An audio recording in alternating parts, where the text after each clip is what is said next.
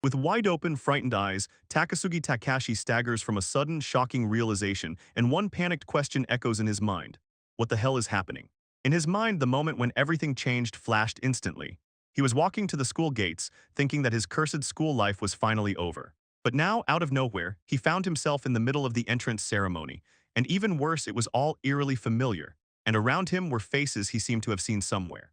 Finally, everything falls into place.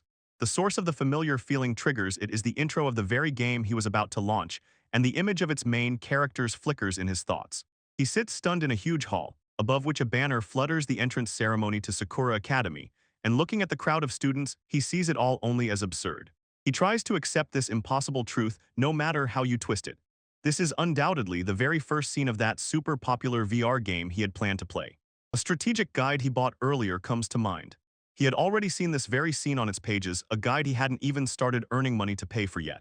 His swirling thoughts were interrupted by a loud voice from the stage. The academy director greeted them, addressing the youth who must risk their lives and serve their country, and Takasugi could only look back confused. The director's words lead to another legend from the game. Takasugi recalls that dungeons, gates to other worlds, suddenly began to appear around 1930. And when he looks at the academy building, he suddenly remembers the most important thing. Their ancestors built this military school Cherry Blossom Academy right above one of those dungeons. His mind raced, piecing together the grim truth about his situation. He recalled from game knowledge that after the Imperial Army's retreat, this place was transformed no longer a military base, but a school for researchers. And with a crushing feeling, he realized that this was the very essence of the game he was now trapped in. The world changed forever with the appearance of dungeons. The monsters there were incredibly strong, but magical stones and other valuable items dropped from them. These resources were so powerful that they radically changed the balance of power throughout the country. Because of this, a fierce struggle for dungeon resources broke out all over the world, and that very academy turned into a brutal battlefield for influence and power. Researchers who obtained these items were highly respected in the country, and the power they gained from victories over monsters could be measured and displayed as a level. Thus, top-level researchers could acquire all the wealth and fame they desired, and they were celebrated as national heroes. A young man with light hair, Furuta Maso, was the embodiment of a famous hero. He waved to the excited crowd. But even for him, the director's words struck truthfully to the heart when the teachers said they were ready to risk their lives for the country. It was no exaggeration at all. The main character recalled the strategy guide he had bought. The guide mercilessly revealed the truth. Everyone knew that some people died fighting monsters in the dungeons. Once when this fatalistic thought flashed through his mind, his gaze passed through the crowd and stopped on a familiar figure. He froze. He watched her, a gentle smile played on her lips, and he remained unnoticed, just an observer. The name shot into his consciousness with a sudden jolt: Shingaji Ano, and he instantly recognized her as one of the key romantic heroines of that game he knew so well. His thoughts returned to the academy itself.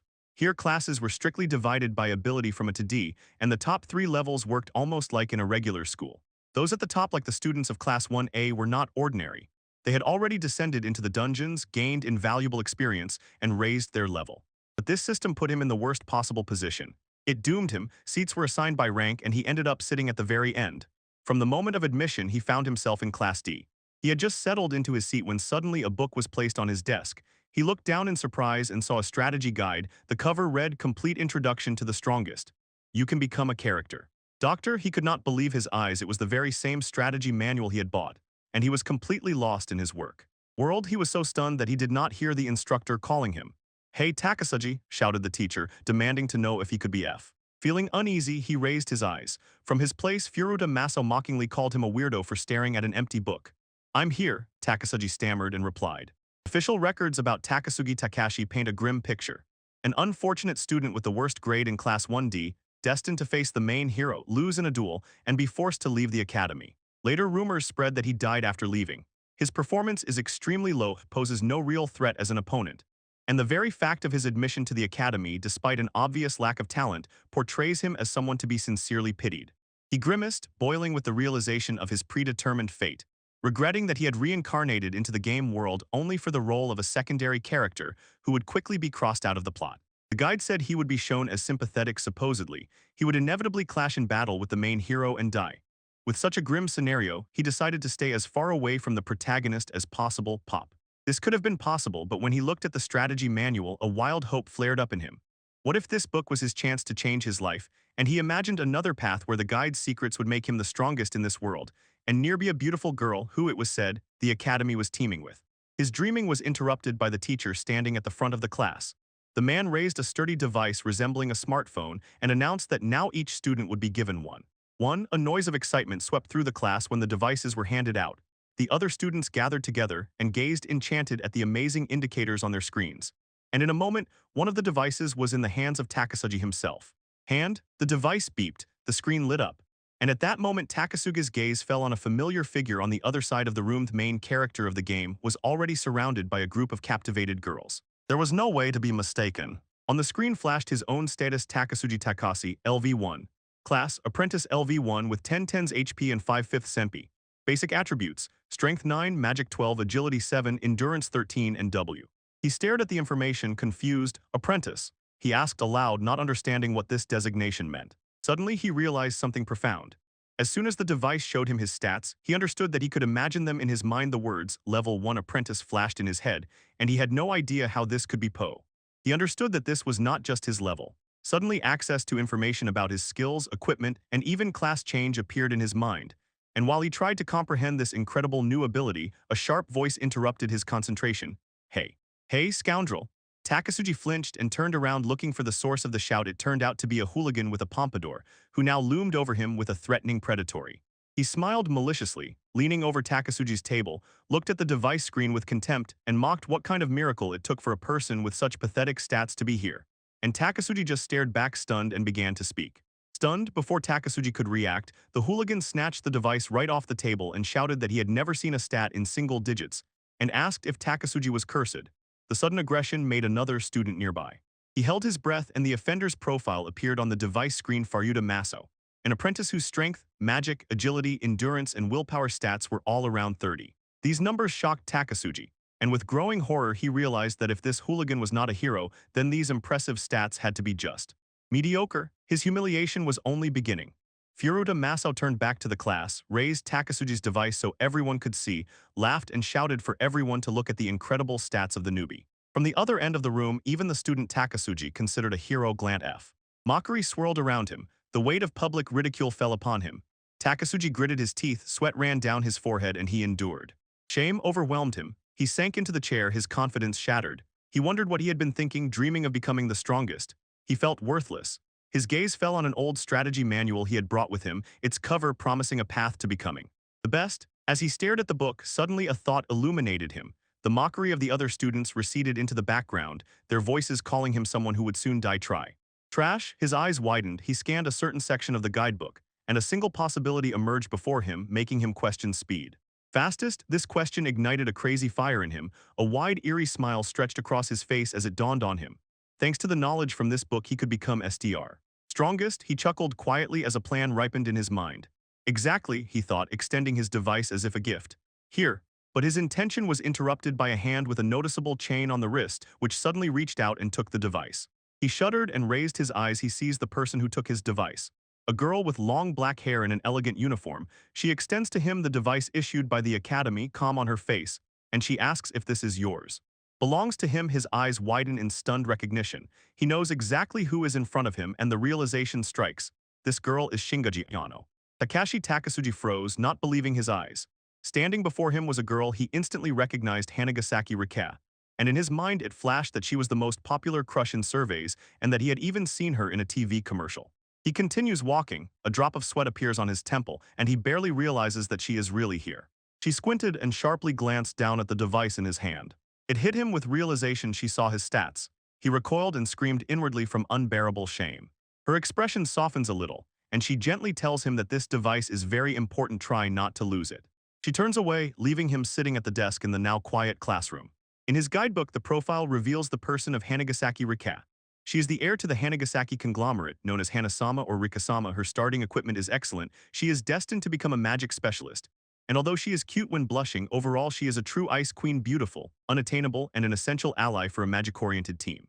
Takashi leans on the railing with a wide, joyful smile, thinking that she is so popular that even he, who never played that game, had heard of her. Just being in the same class with her already feels like a great victory.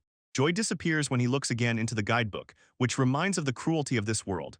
Here operates permanent death. Even the hero's comrades can die forever, not to mention his own fate. Grabbing the book, he decides to use its knowledge. This grim truth hardens his resolve, his face turns stone-like, and he silently vows to become strong despite everything. With new determination, he headed to the champion's emblem hall. Inside, it seemed as if he had entered a medical station, but it was immediately clear this was not for treatment. Several students were already present. Some were receiving intricate, complex tattoos from masters. Takasugi stood before one such master, a man with dark hair and strange glasses. Nearby, a woman was carefully drawing a large spiked pattern in ink on the back of another student, who patiently lay on a couch. But the man in glasses was the one assigned to Takasugi. He sat on the neighboring bed and looked at the boy with a cold, scrutinizing gaze. Holding the tattooing tool, he asked where Takasugi wanted the mark, and Takasugi, clearly nervous, stumbled and asked to have it done in the usual place. Following the instruction, Takasugi took off his shirt and lay face down on the bed, exposing his back to the practitioner. Preparing to start, the man smirked mockingly and declared that Takasugi was just trash and should consider it an honor. He boasted about a contract with a high-ranking guild and said that the mark he was about to leave was the champion's emblem. They say this tattoo system opens the way to special spells for people. Each tattoo is a magical sign that grants the bearer the ability to use their unique magic. After the procedure, Takasugi looked in the mirror at his new champion's emblem and felt a pang of doubt in his heart. Was it really okay that such an arrogant person had put this mark on him? The strategy manual did not specify who should apply the mark, so he tried to calm himself. As long as he had the lightning emblem, everything should be fine. Meanwhile, in another classroom, Shingaji Chano found herself in the spotlight. In her hands, she held a small glowing object, which seemed to enchant the girls around, and one looked at it with wide eyes in amazement. She sits among classmates, among them Furuta Maso, and her excitement is palpable as they gather around the book, as if planning their own adventure. Elsewhere, Takasugi Takashi must listen to a stern warning from a bully classmate. A burly guy sneers that no one will join him and there will be no help. The bully and his companion announce that the time has finally come for an after-school raid into the dungeon.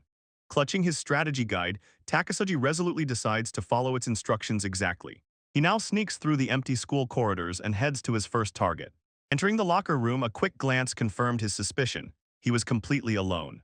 Lonely following the guide's instructions, he approaches a certain locker and with one decisive click opens it. Inside, on the metal floor, lies a single 50-yen bill. He picked up the bill and, stunned, realized the guide was right. Although it seems like small change, in this world it is worth about 100 times more than in reality. The thought of theft, even in such a seemingly real game, tormented him. But for now he decided he had no choice. He would have to follow the strategy. Having decided what to do, he finds the machine indicated by the guide and inserts the 50 yen. The machine dispenses an astonishing number of scrolls. Pleased with the loot, Takasugi gathers them and prepares for the next move. He clenches a scroll, his determination hardens, and he shouts decisively where he is going. The dungeon. He heads to a fenced-off area on the academy grounds, marked by a simple construction fence and a small shed. On the other side of the fence, stone stairs descend down to heavy wooden doors, clamped with bars and embedded in the ground. Entrance to the first. Before entering the dungeon, he stops by the gate, and for the first time flips through his guide from the plan for the first day. The first instruction is incredibly strange. First, he needs to hit himself with as many bolt spells as possible. The text says this is necessary grinding to raise a hidden magic resistance stat, vital for building a swordsman, and warns, if this is not done now, later the stat cannot be raised, and at a low level he can be killed with one hit. Levels. The guide talks about the bolt spell lightning magic, a skill he acquired thanks to the champion's emblem. He steps over the threshold and enters the stone corridor, looking around. No one nearby, just as the guide said. Suggested, he takes a deep breath, reaches out to his body, and with a crazy gleam in his eyes shouts the spell. The air crackles with electricity. Arcs of lightning burst from his outstretched fingers and strike him directly. The force of the blow throws him back, and he looks at the charred mark on the stone wall where he freezes. In a moment, a wide-open, triumphant expression of relief blooms on his face. He understands, and gasping for air, that this strange strategy succeeded. He slowly decides to start and immediately begin leveling up his secret stat. Gathering his will, he casts the spell on himself, and immediately a wild electric discharge envelops his body, and he screams. Agony and uncontrollable force pushes him, and he crashes onto the stone floor with a thud. His body convulses from the shock, his face a mask of pure torment. After the first convulsive jerk, he lies motionless on the ground, breathing heavily, and smoke curls from his wound. He pushes himself into a sitting position, still breathing with hoarse sighs. The shock from what happened strikes him. His heart almost stopped, and with horror he realizes he was truly close to death. He recalls an entry in the guidebook. It clearly states that the spell bolt causes paralysis. Condition. Standing before this reality, he drops to his knees, overwhelmed by despair. He doubts whether he truly has the strength to endure such unbearable pain again and again. Again and again, despite doubts, A spark of determination arises within him, gathering himself into a fist. He decides to do it once more and cast again. The spell, familiar agony, washes over him, and he grits his teeth, enduring the electric attack with piercing pain. He examines his leg, the flesh burns and smokes, the wound is serious, but the pain is not nearly as strong as F. For the first time, after enduring about 5 minutes of pain, he feels he has recovered. Looking down, the burn has completely disappeared, and he concludes that such rapid healing is a result of the enhanced regeneration effect from the ether inside.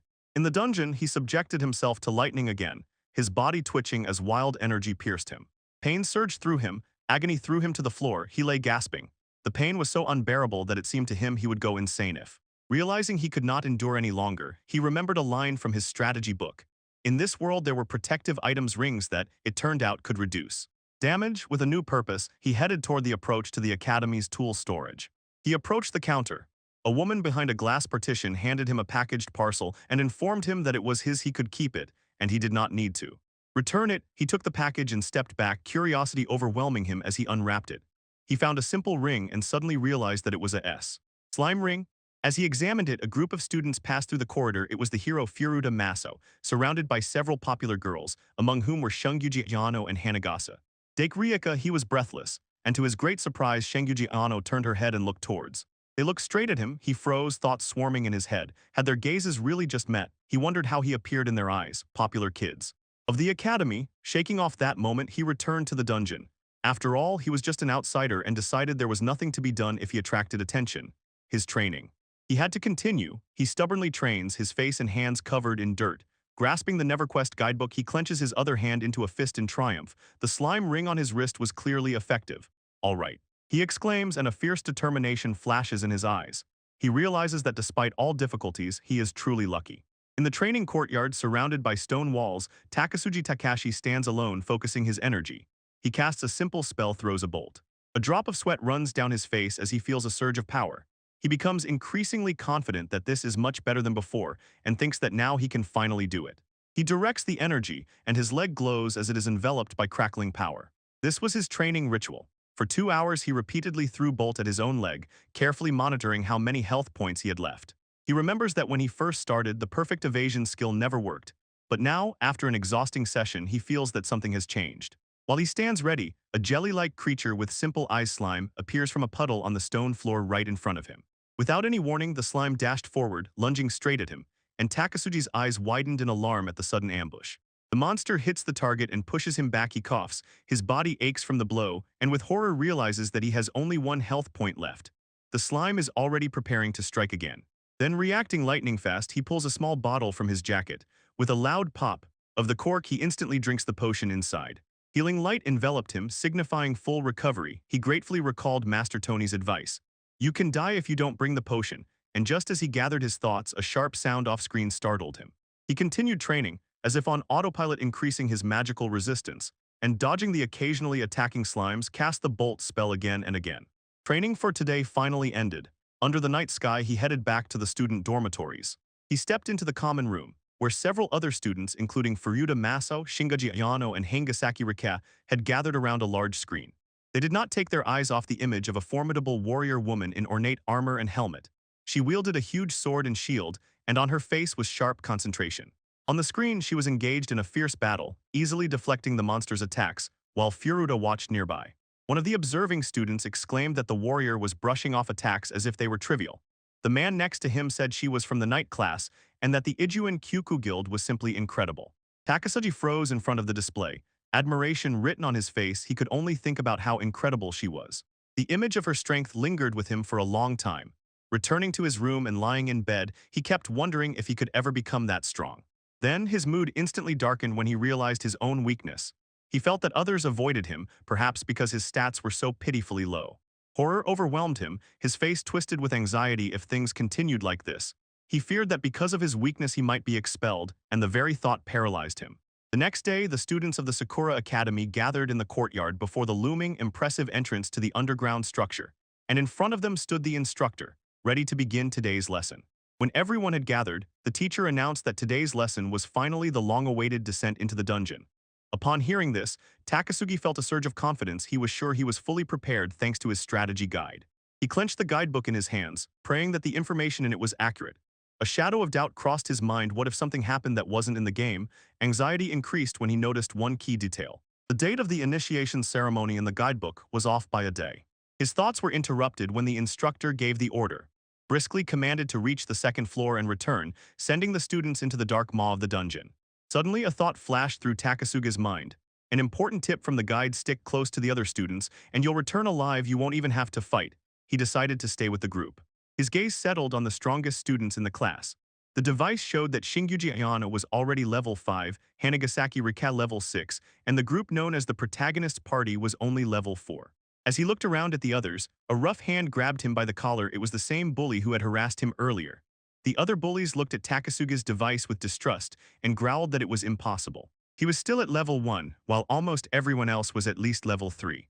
Just as the bully's grip tightened, a calm voice cut through the tension. A handsome blonde student stepped forward, looked directly at Takasugi with a gentle smile, and offered to help him get back on his feet.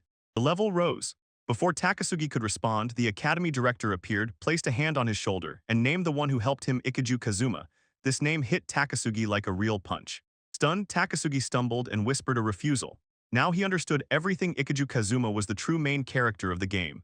Handsome and powerful, tall and skilled in using special magic, and next to him Takasugi felt like a nobody. Ikiju politely accepted the refusal and said to let him know if he ever needed help. He stands stunned, and that's how it should be, Kazuma says, explaining that for the sake of the upcoming class competition, it is not beneficial for everyone to make the weakest student strong. A hooligan with a mohawk, who was previously hostile, now encourages Takasugi to accept the offer. And Ikiju adds that his squadmate Kazama Yuji is also ready to help reach out if needed. Help is needed. Takasugi inwardly sees how the hooligan suddenly changed and tells him not to act cute just because the protagonist is nearby. He brushed off their concerns and insisted on being left alone. He knows he still can't raise his level, so all that's left is to stick to the strategy.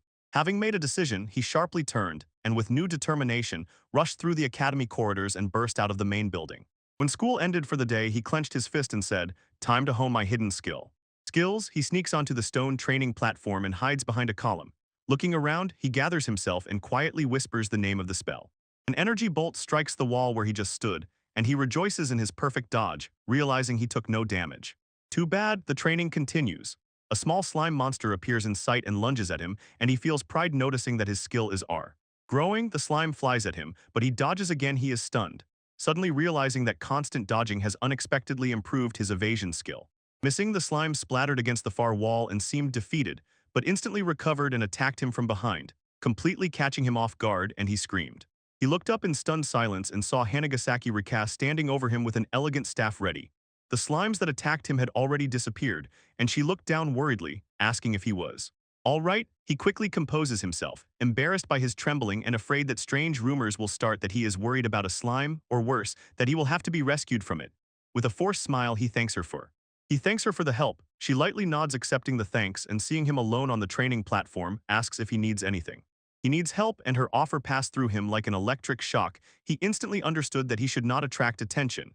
The most dangerous people for him are the main characters of the game, like her, because he fears that if he takes the path of the protagonist, he might lead the whole world with him. To destroy, turning away from her, he sharply says that he wants nothing. She insists, asking what he wants it. He insists, if she wants nothing, let her leave him alone. Ryuka explains that she was only checking the area because she heard voices and that everything is fine as long as he is. He is safe. She does not look away and directly asks, has he already leveled up? Sweating, he admits that no. Not at all. He quickly tries to pull himself together, insists that it is not hard for him and that he can handle it himself. Ryuka looks at him embarrassed and says that if it were hard for him, he could simply ask someone to help level up to fight alone. He realizes that this makes him look not so much a loner as just stubborn, and that he needs to stop this conversation. Quickly, after a short pause, she seems to agree with his refusal. I understand, she says, turning to leave, so well, all right. As he watched her walk down the stone corridor, a new question arose in his mind. What was she doing here all alone? Alone? He decided that the combat style from the manual was full offense, a ruthless approach. The tactic was simple: do not resist and do not dodge attacks, but take the full force of the blows. After that, just swallow potions, fully recover, and go on the attack again.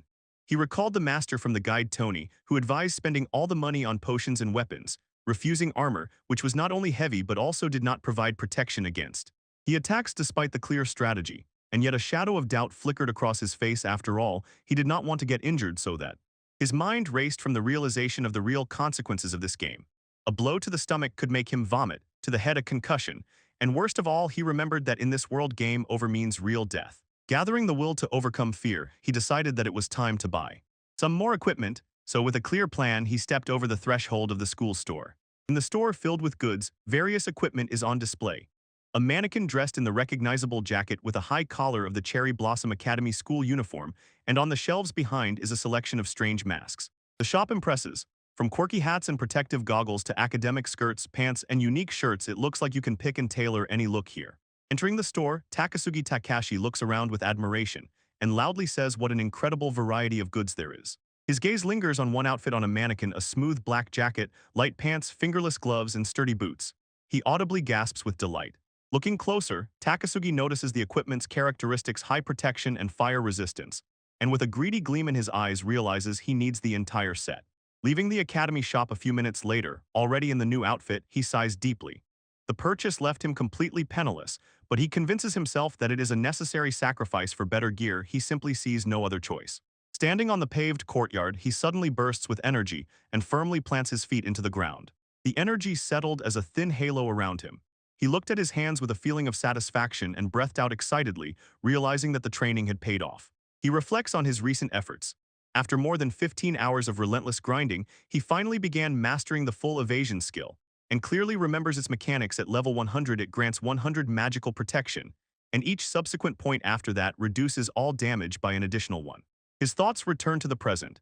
He is sitting again in class among classmates, the teacher stands before them, and another day begins at the Cherry Blossom Academy. He is snapped out of his thoughts when the teacher roars his name, not believing that Takasugi is still at level 1. The teacher addresses the entire class and sternly warns. In these lessons one can even die, so they must reach level 3 as soon as possible to avoid mortal danger. Takasugi is outraged that he was put on display, and thinks to himself that his status is none of the teacher's business. He explained the academy rule in detail. If a student below level 5 dies, it is the faculty's responsibility. Although he acknowledged that some losses are inevitable, he said he would not just wave it off because he is responsible for their lives, and decided to look at the list to find the student with the highest level. His gaze stops on a calm young woman with long dark hair. He calls her Hanagasaki. Then the teacher directly assigns her a task. Now it is up to her to raise Takasugi to the 3rd level by Monday. She accepts the task without any protest. Her face is calm. She simply says, "Yes, understood." Her quiet agreement ripples through the class in a wave of whispers, and murmurs. The other students instantly react to this unexpected pair. The student with the pompadour looks on, distrustfully asking himself why Takasugi could be with Hanagasaki, while Takasugi himself is boiling with anger inside and does not understand why he is forced to level up with someone else when he has his own secret method. He believes that he should be the one who is angry. After class, Takasugi stands alone in a stone archway, sighs bitterly, and glances at his gadget. There is a message from Hanagasaki. "Wait for me in the classroom." He ignored her request, deciding that this whole matter had become a real headache. He went straight to the dungeon, although a tiny spark of doubt still smoldered in his heart. He stops abruptly. Right in front of him appears Hanagasaki Rika and asks why he is running away. Suddenly he gasps in surprise, and the device almost slips from his hands. Embarrassed, he stammers and says he just wants to do everything at his own pace. Hanagasaki, recognizing him, tightens her face and asks if he has any complaints against her. Her straightforwardness stunned him. He was left speechless. Then she says he doesn't need to hide anything because she definitely knows what he was doing when he was hiding in the dungeon. In the dungeon, his mind spun from the revelation he is being watched, and inside he panics, not understanding how she could know about those hidden stats he was raising, the values that people in this world were not supposed to notice at all. While he desperately struggles with this impossibility, Hanagasaki carefully watches his reaction, as if deciding she understands his situation, although in reality she cannot know the true reason for his strange behavior. Yours, because of her mistaken judgment, she offers a simple solution. He can continue to impose Bolt on himself if he wants, but if he goes with her, she will at least help him level up a bit, because she believes he simply won't be able to do it alone. Stone, he sits on the stone floor, pondering her words. He directly asks why she is doing this for him. After a moment of silence, she answers that it is necessary, but admits she cannot prove it. Prove it? Her mysterious answer only strengthened his conviction. A fire flared in his eyes as he focused on the single secret goal to become the strongest. The strongest? Hanagasaki's gaze sharpened as if she caught his unspoken thought. She repeated his goal in the form of a question, to become the strongest. His face is stern, determination unwavering. A drop of sweat runs down his temple and he confirms it. He stands his ground, Although part of him worries that Hangasaki might laugh at his ambitions, yet on her face is genuine surprise, eyes wide open as she comprehends his work. She restrains her emotions, crossing her arms, says his goal is amazing, but warns it won't be easy, reminds him this is not a game.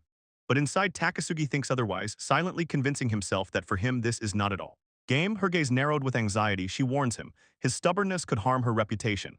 She asks if he is really serious or just joking. This is such a critical time, standing in the stone dungeon a few steps apart. He mentally notes that she seems to have agreed to this partnership or this job too quickly. She thinks about it. In response to the unspoken situation, she extends a small pendant on a chain and with a serious expression says, "I will lend you this." She spoke seriously and explained how it works. It is a necklace that restores his magic points. If her healing returns his health and the necklace magic, they will save a lot of time. She says this is a good deal for him, and his shocked expression confirms it. He barely restrains his admiration. Suddenly, a memory flashes in his mind of Ikiju Kazuma complaining about the agony of waiting for health to recover. Such an offer is something he could not even imagine, and he admits that this is really a good proposal. He stammers, giving consent, to which she sharply retorts, "Exactly." Then she explains her terms. As soon as he gets tired of this training where he cripples himself, he must finally allow her to properly train him. A wave of panic washes over Takasugi, clutches his manual and suddenly, in horror, fears that she knows his secret. Deciding that there is no point in dwelling on fear, he walks beside her.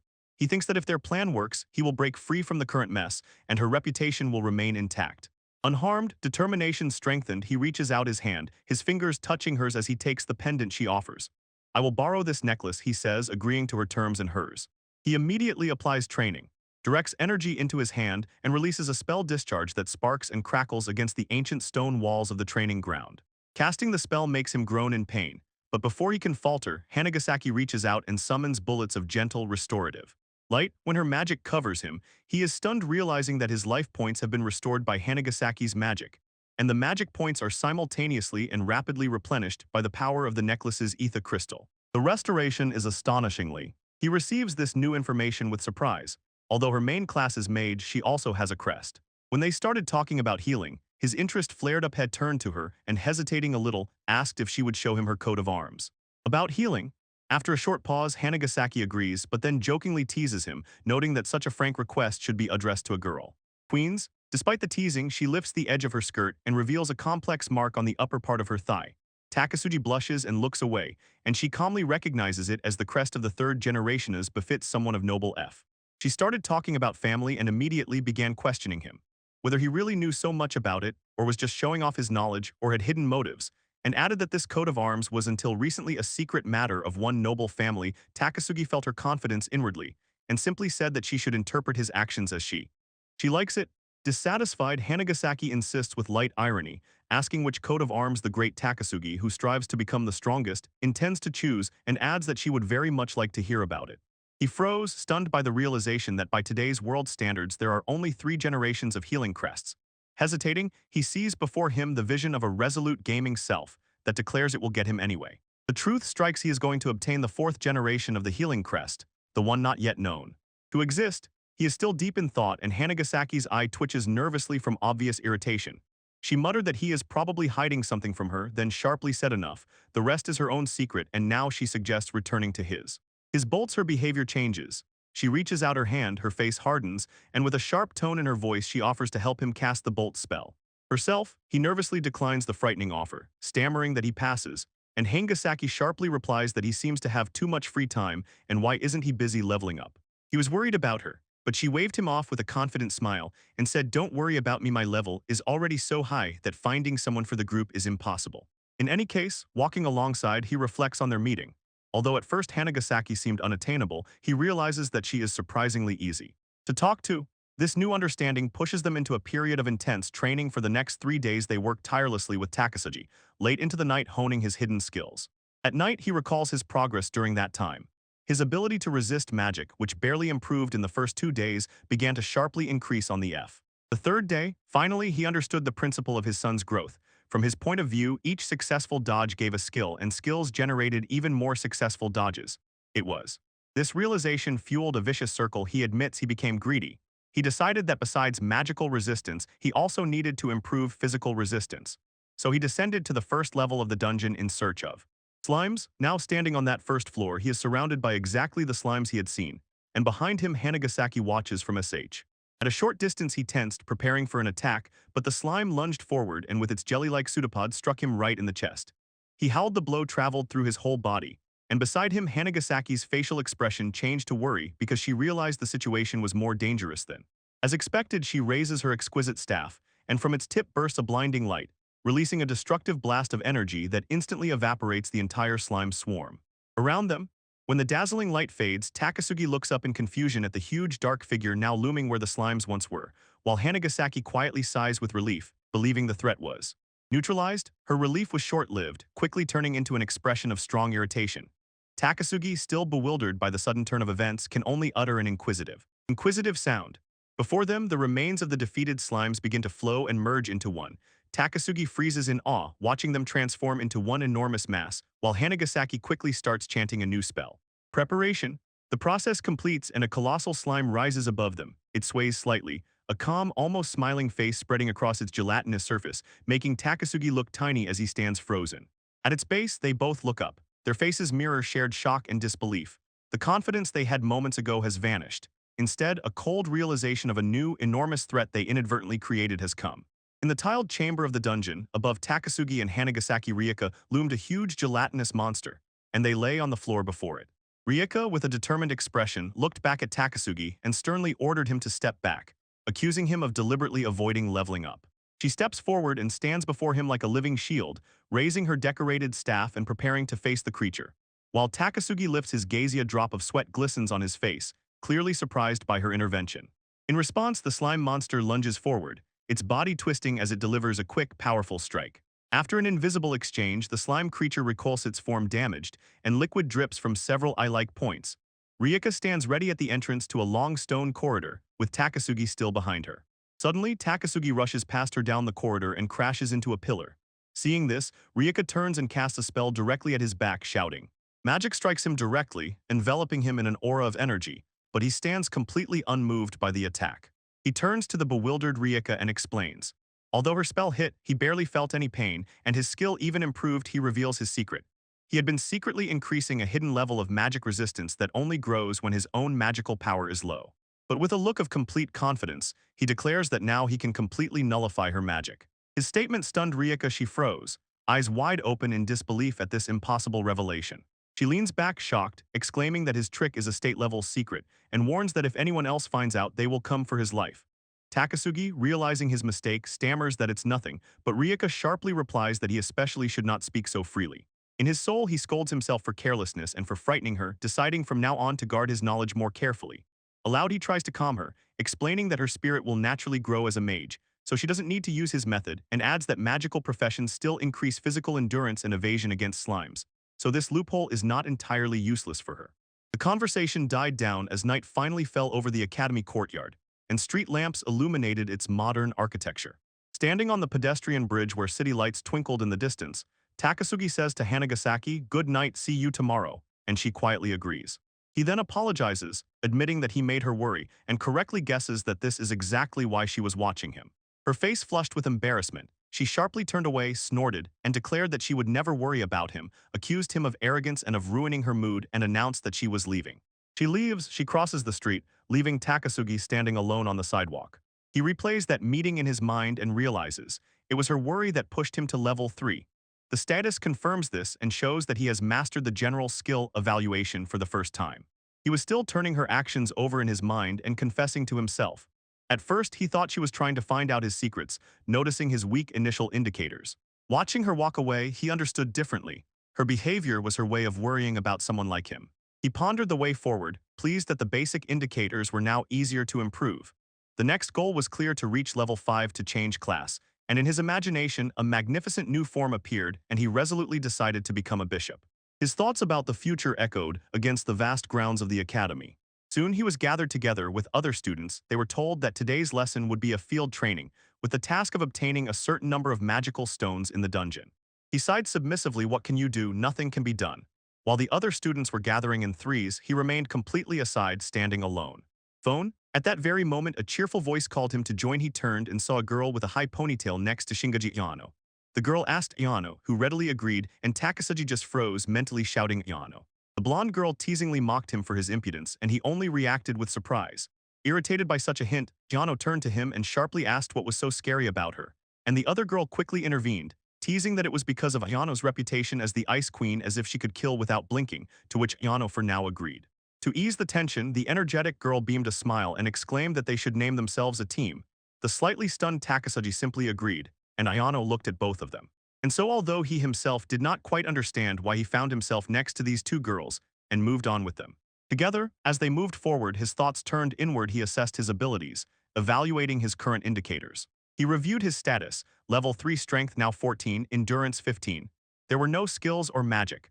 Although the increase was minimal, he sincerely rejoiced that the main physical indicators had finally moved out of single-digit numbers. He and his new comrades immediately rushed into the dungeon, descending the stone stairs to obtain it.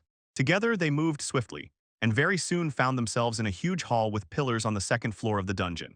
Legend, looking around the empty space, Shingeji Ano looked at him sternly and ordered him to stay behind, saying he was weak, and Takasugi was stunned by her sharpness. His surprise was abruptly interrupted by the appearance of a huge goblin. The girl with light hair laughed mockingly, teasing Takasugi for being scolded, but then added that it might have been the right F. A call, he grimaced, irritated by their harsh judgment. After all, he had just bought a new weapon at the school store and wanted tea. To test it, with a determined expression, he drew his new ninja sword of rank E, capable of dealing an additional 30 points of damage. Damage? His comrade with a ponytail said that the weapon looked good, but was useless if he didn't know how to handle it. Takasugi hotly retorted that he would master it in a moment. But Ayano interrupted and declared that she would take the front line herself. Before any of them could do anything, the light-haired girl stepped forward, confidently winked, and a large spear with a dark blade appeared in her hand. Hands, she immediately spun the weapon, releasing a whirlwind of quick thrusts that blurred into a circle of deadly points. The barrage of attacks exploded into a powerful forward surge, pushing the spear's tip straight into the surprised goblin. Her weapon struck precisely, instantly eliminating the creature in a blurred rush of movement. As the goblin fell, Takasugi froze in silence, his mind racing. He recalled from the advisor. The Shingeji family runs a spear mastery school, very popular among the so-called combat talents. The light-haired girl casually remarked how strong Shingeji must be, and Takasugi suddenly realized. Militarized guilds are essentially criminals, so Shungaji has connections with people far more dangerous than ordinary nobles, and this revelation is reflected in his dark, fear-filled gaze. Expression, she turns to Takasugi with a wide, toothy smile and cheerfully says that goblins are no problem, and it seems he might not even get a chance to fight. Eventually, her cheerful dismissal is cut off when another goblin suddenly jumps out of the shadows, aiming straight at the unsuspecting Takasugi. Shinguji shouts desperately. The creature's claws dug in and scratched Takasugi's chest. He cried out in surprise. He is in pain despite the shock from the blow. His heart pounds in his ears. He pushes back, but quickly finds footing, draws his blade, and holds it out to face them. Monster, now he stands ready, gripping the sword with both hands, his face stone cold with pure determination, and blood drips from his weapon. Edge, with a sharp scream, he lunges forward, slicing the goblin's arm. The creature recoils from the strike, and Shinguji watches the exchange of blows, sharply calculated. However, the monster instantly responds. Swinging with the other hand, it strikes Takasugi hard. He screams and is thrown back, and Shungyuji's face twists, teeth clenched, her expression filled with intensity. Disappointment, fallen to the floor in a torn and blood-soaked uniform. Takasugi rises, leaning on one hand. Though wounded, he stares intently upward at the enemy, gripping his sword tightly, his spirit unbroken. He pants, still recovering from injuries, but a clarity flashes across his face. He tightens his grip on the weapon and concludes that he is beginning to understand the unique principles of combat in this world. Damage accumulates from successive hits, and one full-strength strike can be devastating. As this thought solidifies, the blonde girl nearby anxiously says he is weak and should not overexert himself, and Shinguji Ayano looks at him with the same worry. His insight is abruptly interrupted. His eyes widen, panic grips him, a quiet, repeated groan escapes his lips as sweat drips down his face. The cause of the horror becomes immediately clear. Before them materializes a huge horde of goblins, condensed into a dense, threatening circle around him, Shinguji and their companion, and the path forward turns into a wall of grotesque figures, cutting them off from other students, including Furuta and Ikiju, visible in the distance. In the wide stone courtyard, Takasugi, Hanagasaki Rika, and the energetic blonde girl stood side by side, completely surrounded by a sinister ring of various monsters. An arrow suddenly strikes the ground mere centimeters from his foot, and Takasugi breaks out in a cold sweat, his eyes widening in panic. Is he really destined to die here? At the imminent threat, Hanagasaki Rika calmly raises her decorated staff. Closing her eyes in concentration, she feels a radiant magical circle materialize behind her and begins to whisper a spell. She unleashes her power. The air crackles, and huge sharp ice shards burst from the ground around her, summoned by her magic. The ice magic surged forward in a devastating wave, a stream of crystal spikes aimed directly at the surrounding monsters. The monsters could only freeze in shock and horror, watching this stunning display of power. Her icy gale breaks through the ranks of the beasts, shattering them on impact. As Rake's spell clears the way, the blonde girl leaps into the fray, her weapon only a blurred outline, and with swift acrobatic strikes she deals with the survivors. The blonde girl continues her smooth advance, dispatching the last enemies. Wiping her brow, she exclaims that it was a real treat and experience points haul, and because there were almost no other students around, they gained a good amount of EXP, while Takasugi just stands and watches, stunned. Finally he spoke, grumbling that if his two companions kill monsters so quickly, he himself won't get any combat practice. Hearing his complaint, Rika turns to him with a critical look and says that he is stubborn, especially for someone so weak. Her words sting, but Takasugi's determination grows stronger. Let them laugh until morning, he will soon become the strongest and leave them in the dust. The blonde girl bursts out laughing, and as the three walk away, Takasugi thinks that despite all the chaos, he managed to learn a common skill from his item box and finally reach level 5. He and his training partners Hanagasaki Rika and the girl with the ponytail ascend the wide stone stairs when a booming voice erupts from behind, demanding that they step aside. Before he could turn around, a hand sharply shoved him in the chest, and the attacker waved him off as if he were a small fish. The shove threw him back, and before his eyes appeared a trio of arrogant students. Their supposed leader, a young man with glasses holding a trident, flanked by a girl in a revealing uniform and a boy with long light hair and two ponytails, who passed by Takasugi's group with obvious disdain. Remaining, his company watches as the arrogant group strides ahead across the academy courtyard, leaving a palpable tension behind. The girl with a ponytail shuddered with displeasure and snorted, as if an unpleasant atmosphere emanated from them. Takasugi, standing between his two comrades, learns from her that they were students of Class A. He watches from afar and notices a blonde with a pompadour mockingly glancing their way. Takasugi mentally understands that as someone often harassed by bullies, he somewhat even enjoys it, but he knows the nobles of this world will never tolerate such rudeness from a commoner. Hanagasaki only confirms his suspicions. The students of Class A are indeed too arrogant, it's better to keep away from them. After school, Takasugi sets off alone, heading to a place just beyond the river, not far from the academy. The journey leads him to a secluded pool beneath a waterfall, a quiet body of water surrounded by rocky cliffs and lush trees. He takes out a freshly bought manju bun from the store, and decides to throw this offering directly into the water before him. Having thrown the bun into the basin, he kneels on the stones, clasps his hands, and prays fervently, begging for strength. Strength, his prayer in the basin under the waterfall is heard. In his imagination appears a majestic deity wearing a mask, in flowing robes and with hair aflame. Its voice approvingly echoes and says, "Wonderful." The vision shatters and Takasugi gasps, surfacing waves ripple across the entire base. He raises his gaze, shock of the whole day on his face, as he comprehends this profound spiritual encounter. He stands, and behind him materializes a colossal shadowy spiritual entity, the echo of the deity from his vision. Its shining eyes peer from the darkness, and the power has finally manifested. A notification flashed and confirmed his new status. He unlocked the Bishop class, the strongest available at level 5. It grants great bonuses to HP, strength, magic, and endurance, so it suits both front and rear lines, but unlocking it is extremely difficult. It requires the blessings of two gods, Ryujin and Sutsa. Time, having successfully completed the class change, Takasugi strides to the Research Institute at the Academy and approaches the door with the sign, Research Laboratory 301. From inside emerges a young man with tousled light hair. With bumps on his forehead and delicate tattoos on his neck and arm, he turns with curiosity. Oh, he notices Takasugi standing in the corridor near the laboratory door and nods to him, showing that he noticed. A smile with sharp teeth appears on the face of the researcher with tattoos. He exclaims that Takasugi is right on point. He has just finished the prototype of a new emblem and immediately asks if he wants to become his test subject. Project, without waiting for a full answer, the researcher grabs Takasugi by the shoulder, pulls him into the laboratory, and notices that there is still an empty space for a tattoo on his skin.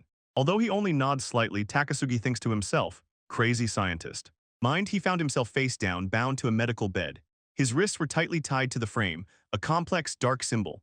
The researcher's prototype emblem was already engraved on his upper back. In the restrained position, he raised his eyes to the researcher and with stunning audacity began listing desired skills. Endurance I, Agility V, Exorcism 4, and even Summoning 2 to add them to correct. At first, the researcher froze in surprise, then noticeably irritated, reproaching Takasugi for demanding the whole world, and said that there was only a little empty space on his back for work. With this, his irritation quickly faded and turned into thoughtfulness, and touching his chin with a finger, he admitted that the combination of abilities Takasugi asked for was actually quite effective. Takasugi remembered that after that brief conversation his consciousness darkened, and he completely fainted. After some time, he came to and lay quietly on the bed in the middle of the research laboratory. The room was silent, as if it were a simple hospital ward, only a bed and a screen. Behind this screen, pushing aside the thin blanket, he slowly straightened up. His body no longer struggled. Restrained, he got out of bed, and with a towel wrapped around his waist, approached the large mirror on the wall to look at himself carefully. Alone, in the reflection he saw the shocking result of the experiment. The crest was no longer a small mark. It turned out to be a huge, intricate magical pattern that now covered his entire back, a complex tapestry of symbols and lines. Lines, he lets out a tense groan, eyes wide open in shock, still trying to comprehend the huge inscription on his. The researcher explains that he managed to obtain several crests that are usually impossible to get without special conditions, and that he provided them all for free. Hearing this, an expression of understanding appeared on Takasugi's face. He realized that this man must be the inventor of the medicine by the same pattern mentioned in the game. The guide, then he presses the researcher, asking who exactly he is. Before the researcher can answer, Takasugi feels panic inside. He understands that he needs a good excuse for being here and decides to say that he got lost during the tour and was just looking for. At the exit, while stammering with his excuse, the researcher suddenly grabbed him by the shoulders with a burning look and demanded a promise from Takasugi not to tell anyone about what happened, especially since he received so many CR. Suddenly, his behavior changed sharply, his face twisted into a terrible expression, and he warned Takasugi. He doesn't care who sees the crest he asked for, but never show that huge crest that the researcher himself requested to anyone. Astakarv, greatly frightened, Takasugi immediately agrees, promising not to show it. Not to show anyone. As soon as the promise was made, the researcher's face softened. He thanked Takasugi and asked if his chosen crest was based on something, because for a novice it seemed too simple, and Takasugi said it was a spur-of-the-moment idea. However, the researcher sees through the lie. Mentally, he notices that out of millions of possible combinations, crest Takasugi chose seem to be chosen with terrible precision, created to handle any and all situations. He listens as a researcher with eyes wide open in shock, notes that the abilities chosen by Takasugi look as if they were invented by someone who knows much more about crests than he does. The researcher quickly dismissed this thought as impossible, turned away, and muttered that he would probably have to start studying combinations himself. Takasugi stands silently, his back now. And now a bear. Later, night fell over the vast expanses of the Cherry Blossom Academy, and the buildings shone against the darkness. Dark sky, walking alone along the covered path, Takasugi mentally notes that already. Dark, he grins, thinking about his new abilities. Now that he is a bishop, he can apply healing. His thoughts turn to the other crests now glowing on his jacket. Exorcism to remove debuffs, endurance to enhance strength, speed for agility, and summoning to call forth magic. He quietly celebrates inwardly, pleased that he immediately acquired all the crests he needed. But the pleasure abruptly ends. Something catches his eye, and his facial expression changes too. Like an alarmed scream, a monstrous figure rises from a square pit in the ground right before him. It is a tall creature in armor with 2 horns and 4 glowing vertical eyes. Its presence radiates sheer threat. Frozen in horror, Takasugi just stared, a drop of sweat gleaming on his face, and he stammered, what is this?" Along the stone paths of the academy, a monstrous biomechanical creature slowly crept. Its horned head and smooth dark body sharply stood out against the ordinary surroundings. The creature continues its eerie walk across the courtyard. From the classroom window, Takashi notices it, and his face instantly distorts with genuine shock. He recognizes it. Outside, Takasugi presses against a tree, sweat running down his face as he watches the monster move with terrifying intent. The creature walks through the schoolyard, and the other students, busy with their own affairs, seem not to notice it at all. Takasugi panics and checks his device, and the horror becomes reality. He is sure that this is the same monster from the game, a creature that devours students and takes their places. Realization overwhelms him with a wave of panic. He begins to wonder if the transformation of the game into reality caused some anomaly that allowed this high-level threat to appear much earlier than it should have. His thoughts involuntarily fly to the game hero Ikizu Kazuma, and it becomes clear. Even he would not have the strength to defeat this enemy now. Looking at the relentless advance of the monsters, a grim certainty settles in him. They cannot be stopped. This terrifying fact means that someone at school will definitely die. He just does not know whom the creature will decide to replace. He imagines a terrible possibility that the monster's mask, disguised as a student, will be exposed. From his hiding place, he is gripped by deep horror, and he knows. At his current level, all he can do is stand aside and watch. The scene shifts to a long, empty, and gloomy corridor of the academy. Rows of columns stretch into the dark distance. He let out a guttural scream, his face distorted from effort as he intensified the attack. The scream burst from his throat and was cut off by a powerful kick. His boots sank into the gelatinous body of a large, slimy creature. The blow passed in a wave through the monster, and it recoiled with a frightened expression, its single eye wide open. At that moment, a surge of energy rushed through his battered body. As if the world itself announced his rise, he leveled up.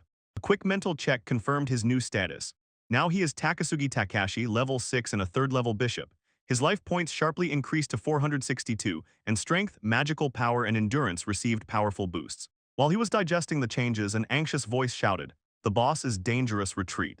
He turned around and saw Hanagasaki Rika rushing towards him, her face showing deep concern. He turned back and she asked what he was doing and if he had already fought that creature. He confidently replied that he had destroyed it many times, but a hint of offense flashed through him. It bothered him that she still considered him weak. Weak, his confidence came hard. He recalled the exhausting work of the last 10 days' relentless struggle spent hunting and destroying 1,550 slime bosses. This colossal expenditure of energy finally pushed him to level 6 and, more importantly, brought the long-awaited loot, an ancient ring of rank C. He examined it and saw that it was exactly what he needed. 300 to HP, 30 to magic power, and damage reduction by 8 points, a perfect item for a person determined to avoid game over at all costs. He stands before large closed gates, and suddenly a group of Hanagasaki appears before him. Clicking his tongue, he shows how fed up he is to see them again. Again, Hanagasaki grabs him by his uniform and angrily says that he must thank them. Supposedly, when others were left behind, they picked him up because everyone avoids her squad due to their too high levels. Takasugi only smiles mockingly. "Are you sure?" Still leveling up on the first floor. Their argument is interrupted by a dull, low roar that echoes through the long hall with tall columns. From the darkness emerges a huge white monster resembling a wolf with glowing eyes. The beast lunges forward with incredible speed. White fur and bare fangs become a blurred spot, and in an instant, it closes the distance to Takasugi. It jumps and knocks him onto the stone floor, but instead of being stunned, Takasugi catches the creature's jaw and responds with a powerful blow right to its face. The strike sends the monster back. Hanagasaki looks on, frozen in stunned silence. Takasugi gets up, rubbing his cheek, and indifferently notes that the creature hit hard, and she, still in disbelief, asks if he sharpened his weapon. Shungyuji Ayano steps forward, admiring the scene, and points out that Takasugi was not hurt at all, has become much stronger, and his attack is now on the same level as hers. Hanagasaki, embarrassed, growls that he still doesn't measure up to her, and Takasugi boldly smiles and asks if she thinks his new strength is only because of his weapon. He touches a small scratch on his face and realizes that Hanagasaki noticed something else, but she is unlikely to dig into the details of his class choice. A surge of confidence rises in him. With such endurance, the local monsters won't even touch his HP. Hanagasaki, with wounded pride, states that their level up has stalled and suggests moving to the third floor. She sharply cuts off Shungyuji, saying not to mix her up with some klutz like Takasugi, while Shungyuji looks worried, wondering if the third floor is still too dangerous for him. When Shungyuji voices her fear of rushing, Takasugi looks at her and understands. She is worried because the enemies on the third floor use magic, and probably sees this as a chance to prove that she is even stronger than him in this matter. Domain? His face tightened with anxiety. A drop of sweat appeared on his temple. He looks from one companion to another and asks if any of them have ever really been on the next floor. As they go, the girl with the ponytail warns that ascending to a new floor significantly increases the chance of death. Hanagasaki turns to Takasugi, says that it is also his first time on the third floor, and asks if it is not too early for his sake. The group of four still moves forward, entering a huge cavernous hall supported by rows of massive stone columns. This is the third F. In the open space, two grotesque goblin-like creatures in tattered robes lurk, the larger of them with a strange symbol on his forehead clutching a gnarled staff, and his jagged teeth form a sinister smile. The squad became alert. Suddenly, the larger goblin mage lunged forward, instantly closing the distance, aiming his staff to strike. Reacting incredibly fast, the girl with the ponytail throws herself ahead of the team, intercepting the monster's attack. The blow lands with a deafening crash, her body absorbing the full force of the magical attack. The staff pierces her shoulder. She screams in pain, and Takasugi stands aside, eyes wide open in shock at this sudden, brutal end. Injury. At her scream, he immediately reaches out to her. Around his outstretched hand, a gentle, ethereal light begins to gather. The light enveloped the wound, and in an instant it disappeared, leaving her skin completely unharmed, while at the same time a complex fiery symbol flared up on Takasugi's back, its glow visible even through his jacket. She looks at the healed shoulder in complete astonishment. Takasugi turns his back to her, his face unreadable, and coldly says, "You are weak, so don't push your own." The tension that led to such desperate encounters in the dungeons had been brewing for a long time. During expeditions, Takasugi's squad often ran into stronger students, and the armed and confident trio from Class C regularly appeared to take over territory, shouting for the weak from Class D to get out of their new hunting grounds. Seeing their blatant aggression, he decided not to retaliate. These Class C students were clearly at least 5 levels stronger, veterans of dungeon descent since middle school. He restrained Shungyuji Ayano and directly said that they couldn't compete with such opponents. tyrants, and so during dungeon expedition lessons, the bullying from Class C became. It thrived, the constant oppression drove Class D to the point where resentment against the upper classes simply boiled over. Students, in this tense atmosphere, a joint sword fighting lesson was announced for the entire course. In the large dojo, students from all classes sat in strict rows before the sternage. Instructor, when the fierce, old instructor roared, calling the next pair Furuta Maso, a notable Class C student made a noticeable sound of irritation. When he found out who his opponent was, this irritation turned into contempt some nobody from Declan's circle. Class, his contemptuous gaze stopped on Takasugi, sitting among his Class D comrades. Nearby, the same hooligans from Class C of the dungeon looked on with smug smiles into. Looking up at Furuta's formidable figure, Takasugi immediately understood everything. Furuta was about to unleash all that anger and accumulated frustration caused by the higher-ranked classes A and B. Despite the obvious threat, a slight smile appeared on Takasugi's lips. He knew that students like Furuta probably spent days bowing and flattering the elite classes. All this accumulated anger was now bursting out, and he was appointed. Target, he holds a ready stance, eyes fixed on the opponent. On the other side, Furuta Masao's face twisted into a malicious smile. He mentally notes that although the training blades are dulled, the upcoming exchange will still hit his target from Class D painfully, while in the background Hangasaki recasts smiles as other students watch the confrontation.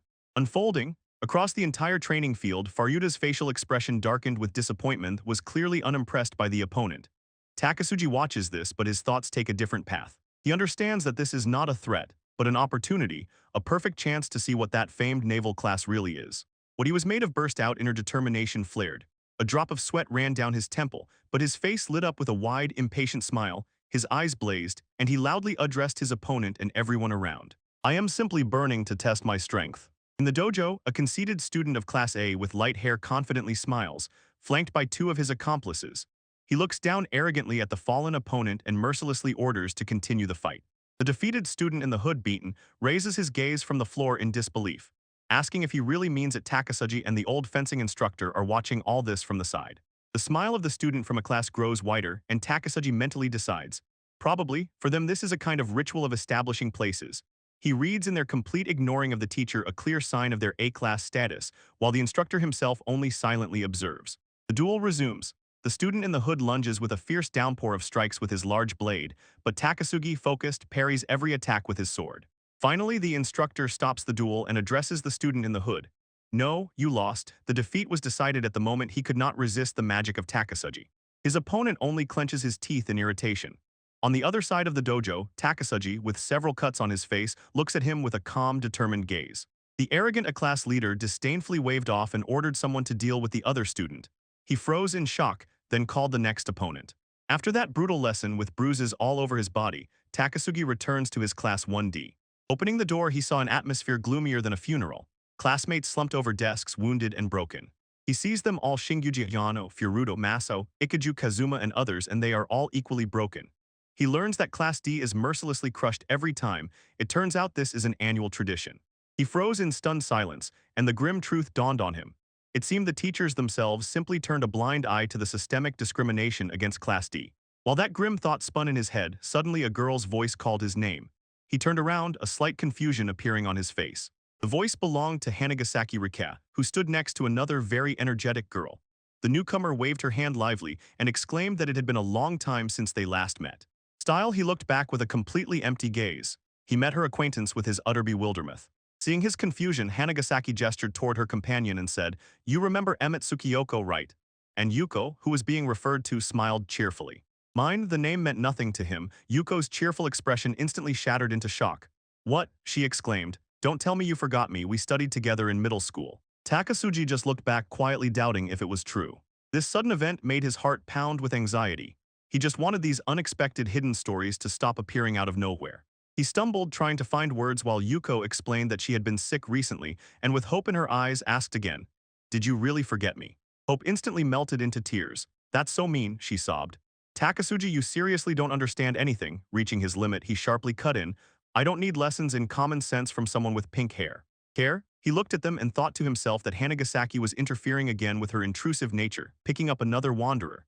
At that moment, she was explaining the situation to Shinguji Yano, saying that Amitsuki's level was low due to her absence, and asked Yano to help as well, calling it a repayment of a debt from the previous day. About Amitsuki, Yuko's profile is recorded. She is a fairly popular heroine and a master of healing magic. but although optimistic and easygoing, she has not appeared at school for a month due to poor health. While a conversation about discrimination against Class D was about to start in the classroom, Takasugi had already made a decision and quietly slipped out of the school building alone, heading to the dungeon. Driving out all other thoughts, he focused on one goal to raise his level, and with this intention, he headed straight to the 7th floor of the dungeon. Upon arrival, he glanced over the huge ruined hall with columns, which is the 7th floor. This level is notorious because of its inhabitants. Monsters called ghosts live here, spectral beings that can only be defeated by magic. Moreover, zombies and skeletons appear here, and the enemies are known for their powerful magic, so because of this most students simply skip. However, Takasugi knows an important thing. For a student of the bishop class, these undead can be destroyed with one spell selection. He extends his hand and releases a blinding wave of holy life. The light fades, the monsters are gone, and he quietly sighs with relief. He stands confidently and spins his plan in his head. When you know a truly effective place for grinding, all that remains is to think, let them have their stupid war for territory. Meanwhile, the academy building peacefully towers under the daytime sky. Its halls have no idea about the secret battle raging in the dungeon. Below in the academy, a long-haired student from Class D aggressively points a finger at Takasugi, his face twisted with accusation, and loudly shouts that it is Takasugi who will drag their entire class down. He doubts this accusation to himself, recalling that the same student reproached him for their class's recent defeat by Class K, and Takasugi understands that he wants to make him a scapegoat for all their failures. Many years have passed, and his thoughts again turn to the strategy guide NeverQuest.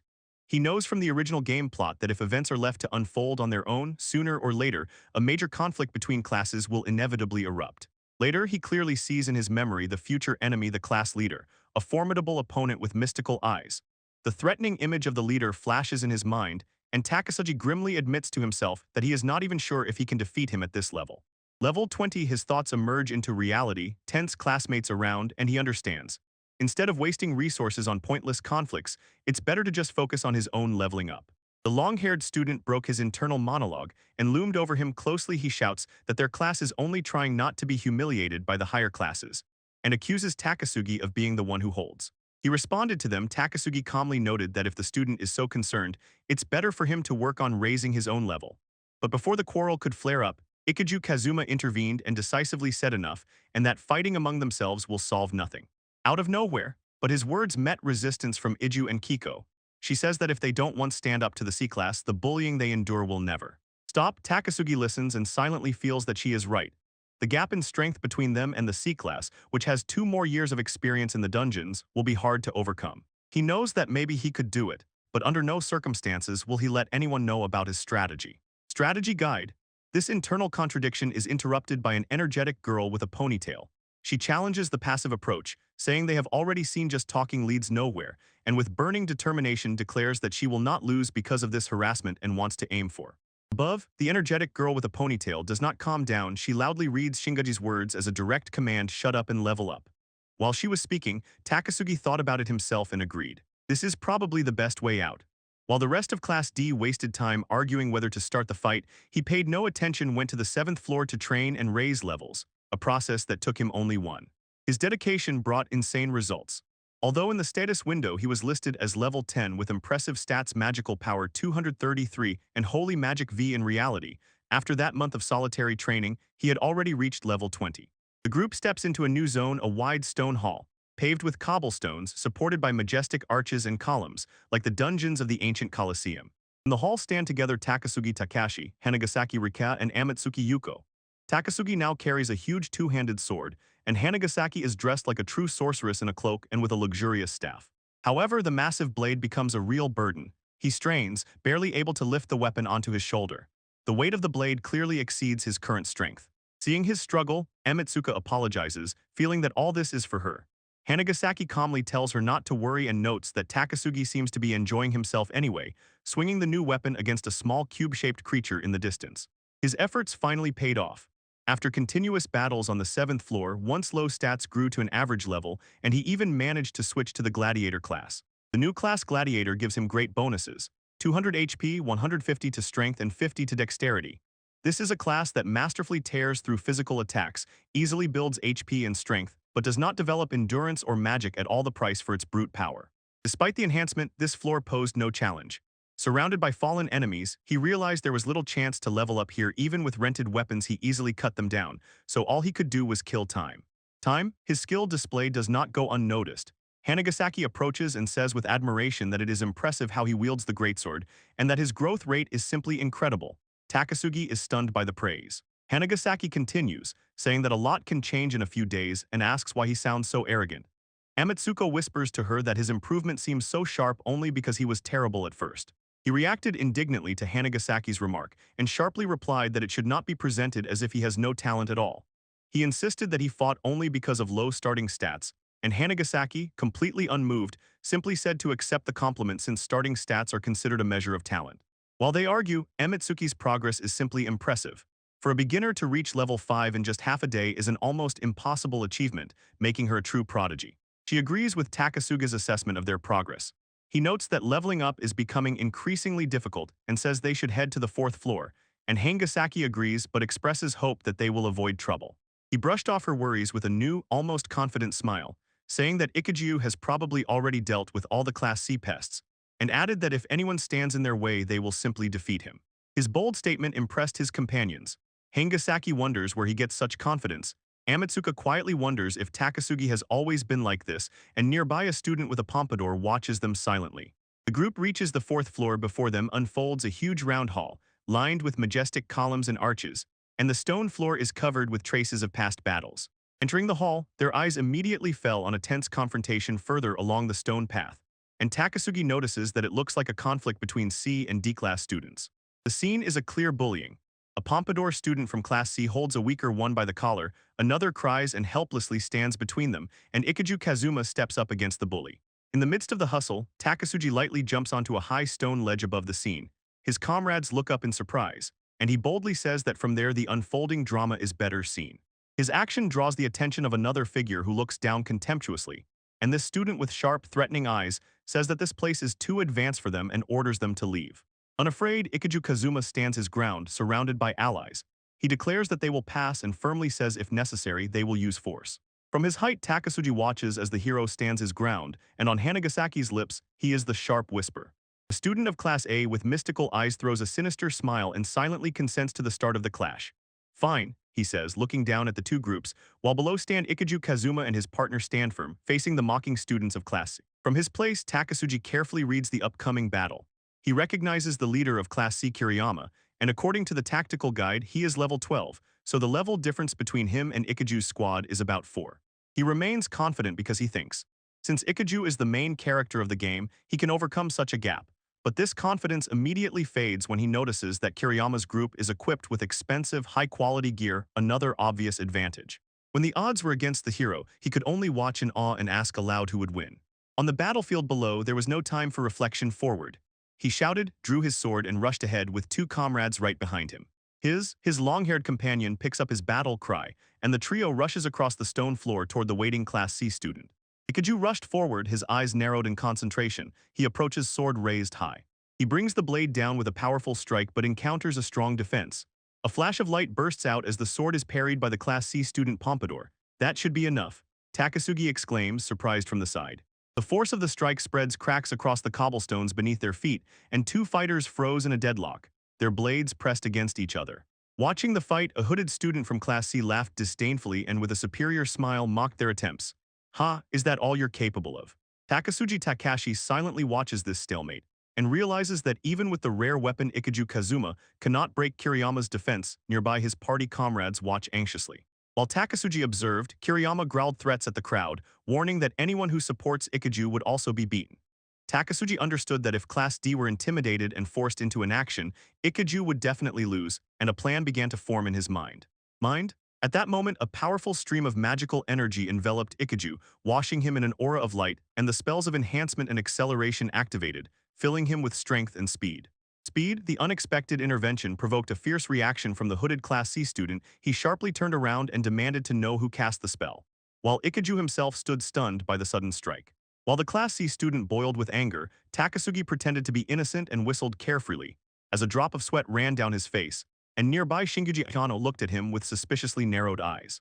However, he seized the chance. Not knowing where the spell came from, he should have thanked his mysterious benefactor, and feeling a surge of power roared that he was ready to act.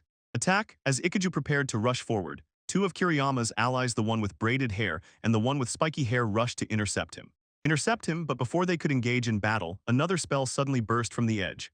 A giant fireball raced straight at Class C. Group. The blazing projectile forced the hooded student to act sharply. He jumped forward, holding a large bladed weapon at the ready to meet the attack. He met the spell face to face. His blade cleanly sliced the fireball and dispersed its magical energy into a swirling vortex of wind and F. In the flames, the anti-magic blade disperses the last tongues of fire, and the student in the hood is instantly under attack. Ikiju Kazuma takes advantage, jumps into the air, and brings his sword down in a powerful strike. Watching the duel unfold, the eyes of Iju and Kyoko narrow with grim determination, while Shingaji Isano looks on with wide-open eyes. Alarm, the decision is made. Ijuin lets out a fierce roar and charges forward, breaking through the rest of the Class C students and scattering them with the sheer force of his advice. As she makes her way, two other Class C students are suddenly engulfed in flames, screaming in pain, and an invisible magical attack takes them away. They have been knocked down. Takasugi and Shingyuji watch the aftermath from their place. The boy with spiky hair lies on the ground, smoldering. Defeated, the battlefield is now clearer. The student in the hood stands like a rock, blade at the ready. Opposite him, the battered Iwans regroup, preparing for the next phase. The fight unfolds. They do not hesitate, launching a coordinated attack while Ikiju breaks forward. The student in the hood remains unshaken, mockingly watching the approaching hero. Fool, he golfs. In response to the mockery, Ikiju releases a powerful spell. Flare burst.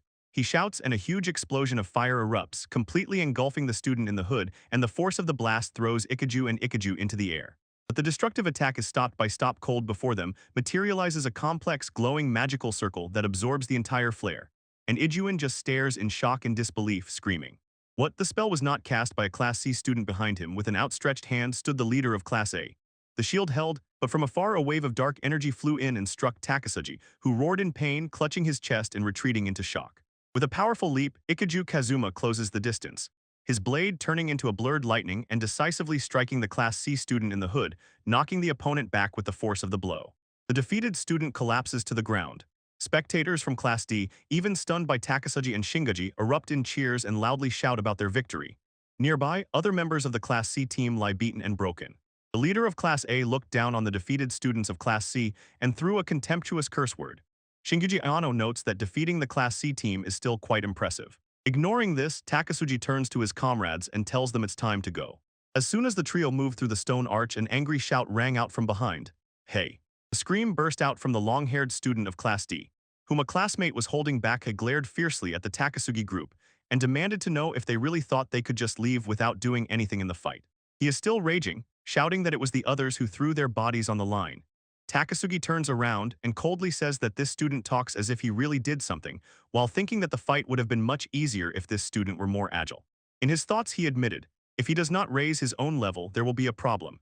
Then he addressed the student directly and reminded him about that conversation, that the level of the entire class needs to be raised. With a sharp gesture, Takasugi challenges. If the student wants to repeat the trick done by the guy from C class, let him try to engage in a fight with him.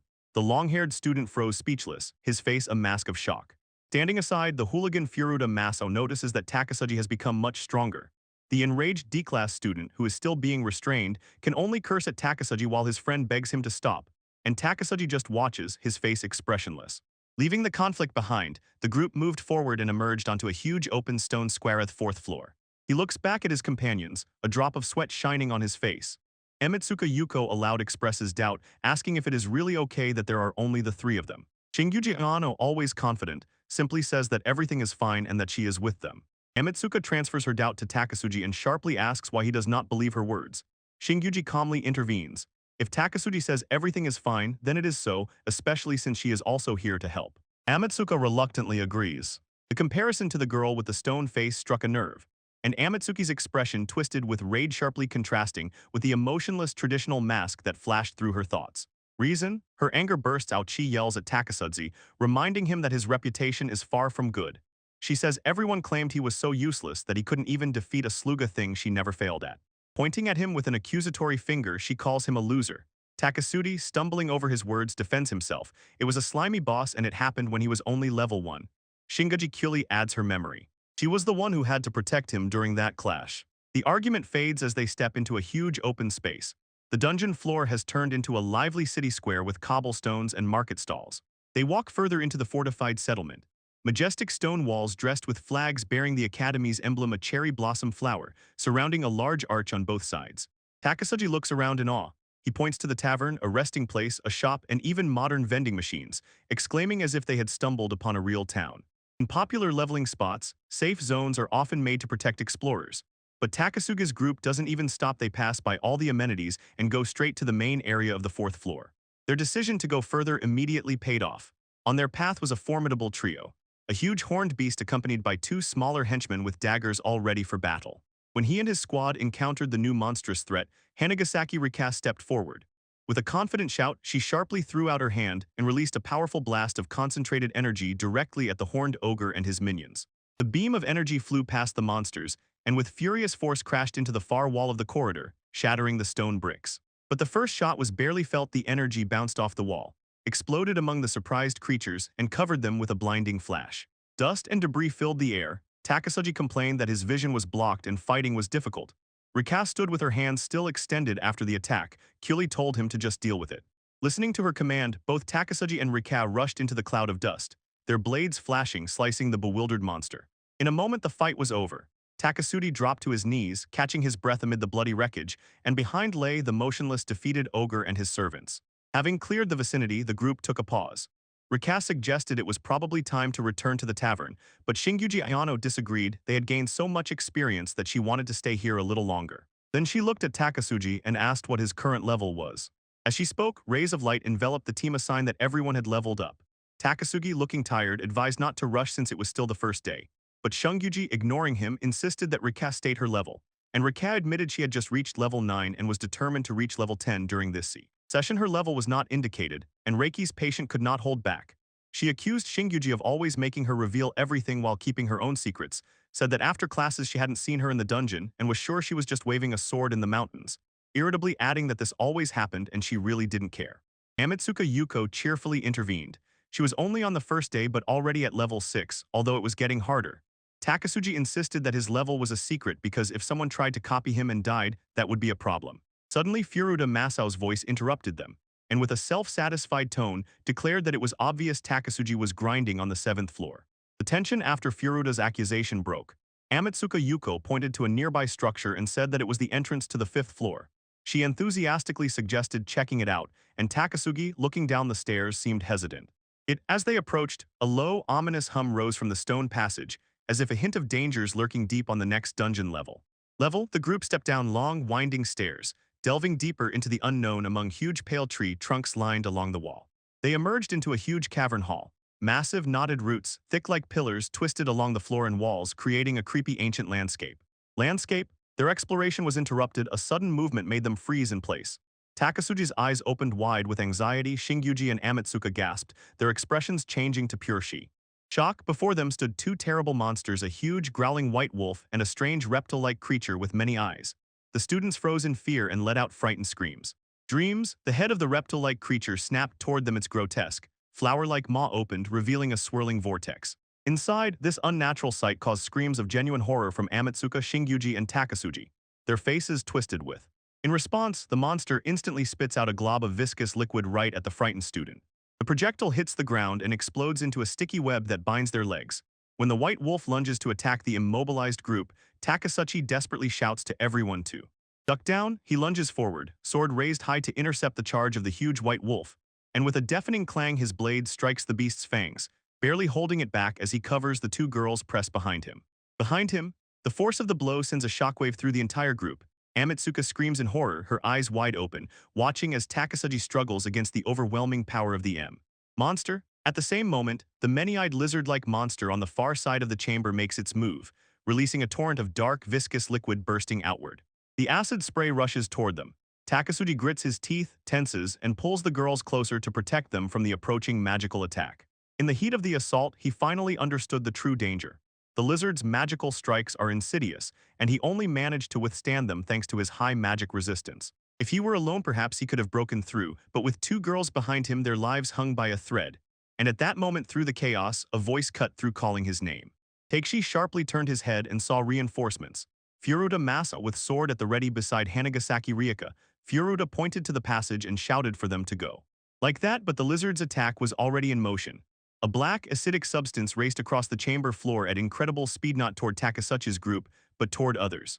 Monster, the caustic spit hits the white wolf monster right during lunch, and the beast is completely stunned when the acid splashes on its side. And back, its flesh sizzles and dissolves on contact. The wolf recoils in agony, its body consumed by the lizard's powerful attack in a shocking spectacle of the second. Fire, watching that terrible scene, Shinguji and Amatsuka fell silent in stunned silence. Temporarily safe, one of the attackers had just been taken out.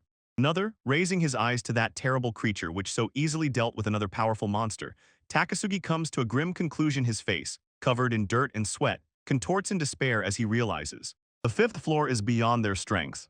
Now, assessing the situation, the group decides to tactically retreat. They return to the fourth floor, spend another 2 hours leveling up to strengthen their forces, and finally decide that it is time to rest for the night. And there at the inn's counter, they are greeted by a cheerful owner with luxurious mustaches. When they ask about lodging, he says he has a free room, but only one. The owner's words suddenly create an awkward tension. Next to the confused Ayano and the defensive Yuko, thoughts rush through Takasuga's mind, shock on his face as he realizes the trouble they are in. Chapter 11 begins in front of the large multi-story inn. A cheerful crowd of adventurers and townsfolk has gathered, and the festive flags stretched across the yard clearly say, "Life is bustling here." Inside, Takasugi Takashi, Shinguji Ayano, and Amatsuki Yuko approach the counter.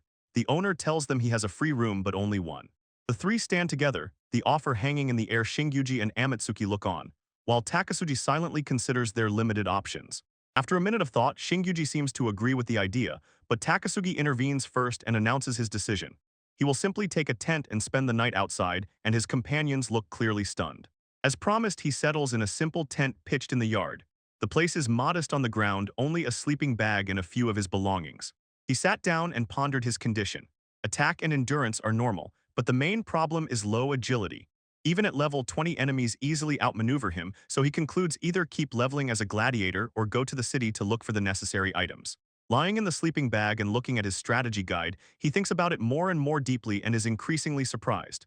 The guide, written by Master Tony, insists that agility is a superfluous attribute. He looks yawning tiredly. That guy's intention is a complete mystery to him. It contradicts his recent disappointments in battle. The puzzle was postponed until night. Under the sign indicating a resting place, Takasugi finally falls into a deep sleep in his tent. The next morning, Shinguji Tano approaches him with Ijuin Kyoyuko and Amatsuka Yuko nearby, points to the stain on the uniform the same as yesterday, and asks if he wore it correctly. Takasugi sharply retorts that his shade did not come with the water. Ijuin notes that he still helps the odd ones out. Even though he himself is in trouble, Shinguji waves it off, encourages him for the day and says she counts on him. And nearby, Amatsuka quietly wonders if she is the odd one Ijuin was talking about. Standing with her comrades, she noticed Takasugi turn to her. Faint traces of previous efforts were still visible on his face, and he asked about that duty that nobles are said to have. But before she could answer, Ijuin and Kyoyuko intervened, asking if he really seriously wants to rise to that level. She considered this question too difficult to answer, and Shinguji explained that because of her older brother's extraordinary talent, the family actually expects nothing from her. She bitterly recounted in detail the family's intentions. They want to give the estate to her brother and consider her no more than a pawn in a political marriage. Amatsuka Yuko, who was eavesdropping nearby, exclaimed that the situation was extremely difficult. Shinguji confirmed that if she does not inherit the estate, she will be stripped of noble duties and only expected to finish her studies with good grades. Takasugi listened silently and his face hardened. She revealed her personal goal. For the sake of her brother, their father bought from a wealthy American magnate the very conditions for unlocking a certain class, so fulfilling them and changing her class is what she now strives for. The Hangasaki family received information about the Arquizard class, a specialization usually depicted in lavish multi-layered robes, and a fairy tale wide-brimmed hat studded with eyes. She recalled these intricate conditions. First, you must max out the mage, then bring the thief to level 5 and switch to the enchanter class, and the last step is to defeat a dragon-like creature alone. This is an extremely dangerous task. Weaker dragons appear only from the 20th floor of the dungeon, and the highest floor reached in Japan is the 28th. Such a trial is only possible for top-guild aces like the formidable C-class students. Looking at Takasugi, she realized that to maintain a noble's reputation, one must reach such high floors. He met her gaze, and it became clear how difficult this challenge was. An image of battle flashed in her mind. A lone warrior leaping with a ready blade, and the tail of a fierce dragon like a whip, could slice the spot where he had just been. The danger of this solo fight was felt to the bone. He easily parries the attack of an invisible enemy with his sword. The blade rings, and he, as if it's just a formal hello, leisurely calls his comrades. Behind him, Shingyuji Yano and Amatsuki Yuka watch with a mixture of admiration and anxiety. Shingyuji's facial expression turns into absolute astonishment. She addresses him directly, points out that he doesn't even have a shield, and demands to know what cheat he is using to fight so effectively. Before he could answer, Amatsuki Yuko interrupted. She said she heard that swordsmen are weak in defense and warriors in attack, but Takasugi seems to break both these stereotypes. She exclaimed that she had long felt something strange, especially since Takasugi, who was considered a loser, thrives where their classmates haven't even reached. Her voice echoes through the stone courtyard as she continues to throw accusations. He almost handles everything by himself. This observation makes Takasugi shudder as he recalls his earlier, less impressive fight. Her face twisted in amusing surprise. She demands to know how he manages to be strong both in offense and defense, and Shingyuji picks up the interrogation, adding that he knocks down enemies with a single blow and doesn't even need healing after injuries. Cornered, Takasugi turns away, trying to look confident. He smirks and reminds them that he previously declared he will become the strongest. His bravado meets silent, unimpressed looks from Amatsuki and Shingyuji. They continue to scrutinize him closely. Realizing that bluffing no longer works, he finally gives in, admits that even if he wanted to hold back, he couldn't. He explains that everything he is showing now is simply because his level is much higher and his stats are in a completely different league than theirs. In the end, the day was a great success for the team. Takasugi's gladiator class rose to level 3, Emitsuke to level 7, and even Hanagasaki, who was also with them, beamed with joy after leveling up. When their busy day finally ended, the group found a hotel to rest before the next moment. The next morning, as Takasugi was getting ready for the day, he was greeted by Hanagasaki Rika. "Good morning," she said cheerfully. "You look like you slept well." But Takasugi could only stare. Completely stunned before him stood an incredible S. His shock was caused by her outfit. He stammered, demanding to know what she was wearing. She stood before him in an outfit so revealing that almost nothing was left to the imagination, holding a decorated staff. She tilted her head, sincerely puzzled by his outburst. What are you talking about?" she asked, as if not noticing his embarrassment. Her surprise quickly turned into indignant embarrassment when she looked where he was looking. "Hey, where are you looking?" she demanded, her face reddened. "You are such a pervert." When Amatsuka Yuko approached him, Takasugi quietly scolded himself for staring so openly. And Yuko, looking at Rake as if at a tire, said she thought it was a bit too bold as. "Alright," but Rika fiercely defended her choice. "No way," she insisted. "I'm trying the thief class today and my costume is the image of a squad leader." He sighed deeply, realizing she was one of those who fixate on appearance, and remembered that Rangers are a mid-level guild. Whoever she copied, it just didn't come out right. Terrible, his face showed silent condemnation and she immediately took offense. "What is that supposed to mean?" she exclaimed. "You want to get home sooner, right? Then come on, let's go and start leveling up as you want." They wanted to. When the quarrel subsided, the fully assembled team Takasugi, still angry Rika, Yuko, Shingyuji Yano, and Furuta Mas, set off through the stone heart of the academy. Their walk, especially Rika's spectacular costume, did not go unnoticed. Students, including Ikiju Kazuma, looked on with a mixture of shock, embarrassment, and admiration as the group passed by. When Ikiju Kazuma and others followed Hangasaki Rika, Takasuchi Takashi stood confused in thought. Her new outfit turned out to be a paid download pack called Beachside Hangasaki Rika. Shockingly costing 4,000 yen from the side, he reasoned, she just looked like she had lost her M. Suddenly she looked back at him with a curious expression. "Why are you making me go ahead alone?" she asked, her voice tinged with irritation. He didn't bat an eye. "I am just pretending not to know you," he said coldly. Rika's face fell in shock, but she quickly recovered and cut in. "Even if at the vanguard, you have to be a tank." Her complaint was cut off when a small reptilian monster suddenly appeared. With a scream, Rika instantly spun on her heel and rushed at the creature. The staff in her hands held. She stood ready, but the monster was faster. Its strike through her back made her stumble, and Takasugi watched in horror as she was torn off. She almost lost her balance, but her stumble was only a slight dizziness. Ryuka landed perfectly and with a confident cry thrust the staff forward, piercing the creature and defeating it with one smooth move. Standing over the fallen enemy, Emitsuka Yuko turned to the sweaty Takasugi. "Hey, what's wrong?" she asked. He looked away and admitted, "It's just, those jumps distract me, I can't concentrate." "Focus?" Ryuka overheard him and shouted, "You pervert." Her face blushed. "Just focus on the fight, okay?" Takasugi replied sharply, irritated. "Don't talk nonsense, how am I supposed not to get distracted?" Because of this, her anger turned into bitter disappointment. "I'm so disappointed in you," she said, looking him straight in the face, and added, "After you acted so cool yesterday, I started to trust you and believed there were no secret intentions behind it. You're vile. You made me think you were different from other guys, and then you." While Takasugi stood silently, Yuko intervened. "Actually, I'm a bit relieved, so you're just an ordinary guy after all, Takasugi." Ryuka, blushing but with a faint smile, called him a pervert one last time and added, "You hide your sneaky th. Thoughts? He slices another imp in half while the squad continues to sweep the yard among them. Monsters? Creating a short pause, he calls Hangasaki Rika and asks her to inform him when her thief class reaches level 5, because they will. Then one of his casual remarks makes Rika freeze. Shock appears on her face, asks him to repeat what he just said, and Takasugi, completely unsuspecting, can only awkwardly. She turns to him, eyes full of suspicion, and demands to know where he got the idea that love is required for her class promotion. Level 5. Her question throws him into a panic, realizes he made a serious mistake. Information about the Arquizard class should be strictly confidential, and while he fumbles for an excuse, Rika's voice cuts through his thoughts. Her tone is sharp, she accuses him of knowing too much. Too much? The sudden break in the atmosphere draws Yoko's attention. She asks Rika if Takasugi mistreated her again. Rika ignores her gaze fixed on Takasugi. She notices his unnatural nervousness and understands that he knows much more than. Closer than he should. She shortens the distance between them, suspicion disappears, a sly smile appears on her lips. Leaning towards the confused Takasugi, she whispers that she won't tell anyone his secret, clearly enjoying his panicked, weak excuse that he just thought 5 was a pleasant round number. In the light of the new dawn, Takasugi Takashi stretches his hands to the sky and gazes at the cityscape. He mentally says that he hasn't seen the sun for a long time.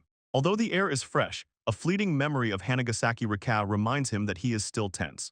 He began walking down a quiet street, deciding to pull himself together and head into the city. He heads to a local restaurant serving bowls of beef.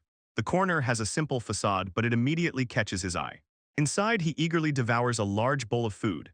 After finishing, he pauses for a moment with a thoughtful expression on his face, then moves on. He passes under a huge arch with the inscription, "Welcome to Dungeon City," and finds himself on a bustling main street teeming with people. He walks and suddenly something right ahead catches his attention. He raises his head with curiosity. He freezes, a slight surprise on his face. Before him stands the famous warrior Izuen Kyuko in her distinctive armor. She snorts disdainfully, and Takasugi recognizes her and the building behind her guild noir, the headquarters of her guild. Continuing down the street, he delves into thoughts. He tried to collect items based on the guide's hints, but they did not appear where they should have, and now he began to suspect that the script was rewritten because of his interference in the Ikaju confrontation. His face stiffened, a troubling thought twisted in his mind, and a ghostly image of a mask with 4 eyes appeared before his eyes. He asked himself whether this is a side effect of the non-player character starting to move on its own. In a spacious open-air market, he sits on a low stool and carefully examines the goods laid out on a cloth, surrounded by a bustling crowd of adventurers and merchants among numerous shops. He flawlessly follows the strategic guide's instructions and goes to the black market to buy a specific dagger, probably a memento from a deceased person, and an exquisite box resembling a safe, because he knows for sure.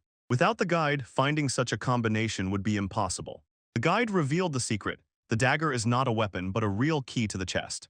Inside a reward, an amulet of power, a rare item that gives +20 to strength. It can be sold for such money that she could live on it her whole life. The guide's plan is simple. Take the necklace, then sell the box and the dagger. Takasugi does not follow the script. He brings the amulet to the craftsman, and instead of selling asks to exchange it for an amulet of dexterity, and the craftsman examines the powerful artifact, intrigued by this unusual request. The craftsman froze in shock and said that the amulet of power is worth much more. But Takasugi, completely unmoved, insists on the deal and even asks to add a goat ring. He knows that the dagger for 50 coins and the safe for 1,200 just brought items worth about 20,000. The craftsman doubts the deal, says the ring saves from stun only once, but seeing Takasugi's determination, he yields, agrees to the deal, and even adds a mana elixir as a gift, for which Takasugi sincerely thanks. With new equipment on his shoulders, he sets off to his next goal in search of treasure, heading to a place he inspected earlier located behind the Guildmore building. He heads to a small shrine on lands that once belonged to another guild. In this forgotten place, they say, one can find the legendary phantom katana. A faint gleam reflects on its roof. He approaches the shrine, quietly whispering, "Excuse me." According to his knowledge, the roof should open and show the katana hidden inside. From the side, just as he is about to act, a calm voice from behind asks if he has a minute. He sharply turns around, startled, and sees Hanagasaki Rika. "What are you doing here?" he blurts out, stunned by her sudden appearance. He hurriedly tried to calm the situation, insisting it was just a misunderstanding and that he had no intention of entering the shrine. But Hanagasaki Rika did not believe him. Her face became stern. She noticed he looked like he was about to do something forbidden and threw a chilling warning. On Guildmore territory, uninvited guests do not leave alive. Her words made him sweat. His mind spun. He needed to quickly get what he came for before the Noir Guild members returned from the expedition. Seeing that he was confused, Rika softened a bit and suggested going to a cafe to talk, confessing she had a request. Takasugi, still nervous, just said to tell her directly what needed to be written down. Then she finally voiced her request. She wanted to ask her if there was any shortcut to unlocking a powerful witch class. Takasugi explained that the requirements for the witch class are not something that can be achieved by chance, and revealed the secret. The fastest way is to transfer to the witch class and level it up to the maximum. And to unlock this class, one must enter into a sexual relationship with the snake statue in the shrine. Because snakes are considered servants of demons, and a witch is a woman who gains demonic power through such a connection. Stunned by the strange instruction, Ryuka asked if he was mocking her, and Takasugi with a serious face insisted that he was not saying this was the only advice he could give, and he intended to pay her for it. He asked her to simply entertain him in the true. Try it? He pointed at the stone snake statue, repeated the advice once more, turned away from her, and left, leaving her confused to digest his words. Ryuka stood with her arms crossed, looking thoughtfully into space, and Takasugi seized the moment he returned to the small wooden shrine and smoothly slid out a hidden drawer from its niche. In the secret compartment lay his loot. He reached out, gripped the katana handle, drawing the weapon for. The blade of phantom katana instantly flared in his hands, emitting a swirling fiery glow as he held it before him. Grim satisfaction was evident on his face. Now he had Kotsu, the legendary blade. He knew that usually such a weapon could only be obtained one way: first join Gilmore.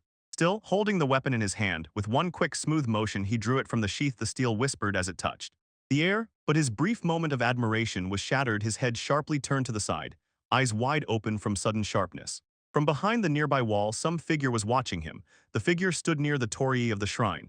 The face was hidden behind a strange, beaked mask. It immediately became clear to him that someone was there, and they were. They were approaching. Without hesitating for a second, he dashed, pushing off from the sanctuary, and rushed into a desperate sprint towards sea. Cover, a masked figure emerged from the shelter, and Takasugi, using the momentum, jumped onto the neighboring wall and continued his escape. He sprinted along the roof, but the pursuer turned out shockingly fast and stayed close right behind him. The masked one seemed surprised by his speed. The chase led him into a narrow alley where he finally stopped. Gasping, with a fresh scratch on his cheek, he managed to lose the pursuer. For now, looking back at the street, he put everything together. The one who stood guard and noticed him so quickly had to be a bandit with the skill to sense presence. The recent chase drained all his strength. The desire to keep wandering the city vanished, so he decided to rest and visit Hanagasaki, heading to the local. Reaching the top of the stairs, he froze. He was struck by the unexpected sight beyond the paved courtyard. Before him, Hanagasaki, somehow wrapped by a huge stone serpent, struggling to tear her s. You just froze in the market, stunned, slightly sweating, and can only watch. Visible, recovering from the shock, he cautiously approaches the statue where Hanagasaki is still trapped. Kotsu now. She immediately notices him by the hip and with a flushed face accuses him of getting her into this mess. He stammers, completely stunned by her accusation. He regains some composure and begins advising her not to rush to doubt others, but trails off as he perceives completely absurd. Suddenly he grabbed the stone tail of the serpent and jerked sharply. Hanagasaki exclaimed in surprise and demanded that he stops. She calls him crazy and warns of danger, but he tells her to stop struggling. He mumbles to himself, realizing that this simple act is not enough to fulfill some invisible condition, and decides to give her a more direct hand. When his hand touched to help squeeze her out, she let out a sharp scream. He froze, his face becoming a mask of shock. He accidentally touched her in the PR. He stammers, apologizes, turning completely red, admits that during the chaotic attempt to free her he accidentally glanced. Hanagasaki, still pressed against the serpent statue, let out a sharp, embarrassed cry. Her face burns with humiliation, eyes wide open in disbelief at the humiliating. Determined, she pushed off and broke free from the statue with a dull thud.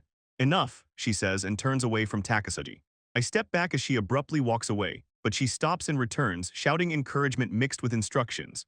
She tells him not to give up after one attempt, revealing that to unlock the Arquizard class, he first needs to unlock the Witch class and level it up to F. To level 10. A storm of conflicting emotions rages on her face: anger, embarrassment, and determination. Finally, with an indignant snort, she turns and strides away, leaving Takasugi. Watching her leave, he freezes in place, completely silent and sweating, trying to make sense of the whirlwind of events. Later, in one of the buildings of the Great Academy, Takasugi sits at a table, engrossed in a book, and what happened earlier still weighs on him. In his thoughts, his concentration is broken when Hanagasaki suddenly appears by the table and calls him by name: Takashi, covering a slight smile with her hand and reporting with relief and excitement. She adds a sincere smile playing on her lips, confirming that the method he told her about worked. Behind her, the shadow of a powerful mage hints at her new class. Unlocked, she leans in so close that their faces are only a few inches apart and whispers if he wants something as a reward. Blushing from her closeness, Takasugi only stammers and says he is glad everything worked out. Hanagasaki Raquel looked at Takasugi Takashi, and he, glancing back with stunned surprise, asked, "So you are giving me a gift as thanks?" In response, she raises her gift with a confident smile, and dazzling light bursts from her palms. A delicate winged staff materializes. The item turned out to be an angelic staff, a weapon of rare rank. Takasugi takes the staff, and feeling its weight, breaks into a sweat. He immediately recognizes it as another incredibly valuable item. He quickly tries to refuse, insisting he doesn't need a gift, but Rika is unyielding. As a noblewoman, her honor demands she give something in return, and she says her father bought the staff for her because of her potential, so since he just arrived he must take it. Seeing he still hesitates, she offers another option: 22 ghost coins. Takasugi's face changes, he pauses for a moment and responds that he will accept the contract to summon a ghost. His request completely caught Rika off guard. She froze, looking at him at the single phantom coin and the handwritten scroll, and mentally considered his demand audacious. After a moment, she begins to touch her device and explains what happened. The coins drop on the 7th floor, but nowhere in the city sells them. She has already collected 77 and needs to find 23 more, while Takasugi listens attentively with a thoughtful expression. A few taps and her device confirms. The transaction for 23 Spectre coins is complete. Rika estimates that is about 100 yen each and decides she owes him exactly that much. Takasugi confirms he is confident in the deal. When Rika asks why he needs the coins, he says it is his secret in his soul. He rejoices at the luck, relieved and happy to have found a way to get the rest. Recalls that the Spectre contract can also be obtained by exchanging 100 coins, and marvels at the carefree wealth of a nobleman. The plan was already in motion, and he headed to the required place, the 7th floor of the dungeon. There in the secret chamber, he found the hidden altar he was looking for, marked by a large, majestic stone statue. He approached the altar and with a metallic clatter, poured a pile of coins into the wide, shallow bowl standing before the statue. He quietly confirmed the count in his head. From the coins given to him by Hanagasaki, he had exactly 100, and he put them all into the container, ready to begin. Again, as soon as the last coin touched the bottom, a thick column of black smoke burst from the bowl and swallowed the offering. The smoke dispersed. In the bowl lay a single contract. Wasting no time, Takasugi grabbed the parchment and wrote his name on it, sealing the pact. Instantly, a colossal hooded figure appeared from the shadows, looming over him with its oppressive presence. His eyes widened with simultaneous awe and excitement. He summoned a phantom skeleton. Before he could utter any command, the newly summoned creature let out a silent roar and lunged forward, disappearing into the darkness of the dungeon. Suddenly, he remembered an important thing. Phantoms are very aggressive and hard to control. When one rushed off in search of an enemy and vanished, he panicked and shouted, "Hey, where are you going?" Tension mounted. He stood alone in the dungeon corridor and suddenly felt the connection with the summoned skeleton break. Apparently, it rushed into battle and lost, and then he recalled a strange detail about the summoning method. In the Spectre summoning, there is a 1 in 256 chance of producing a completely different result. Then the spell manifested before him.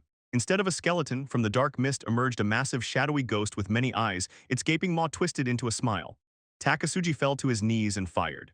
When the small imp-like monster charged, its claws passed through the phantom, invisible form of the ghost without any harm, and Takasugi instantly realized. On the 4th floor, where enemies fight physically, his newly summoned was practically invincible.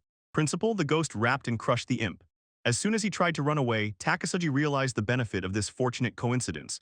As long as he had enough magic points, the ghost automatically gained experience. For him, the scene changes. On the counter lies a massive pile of magic stones.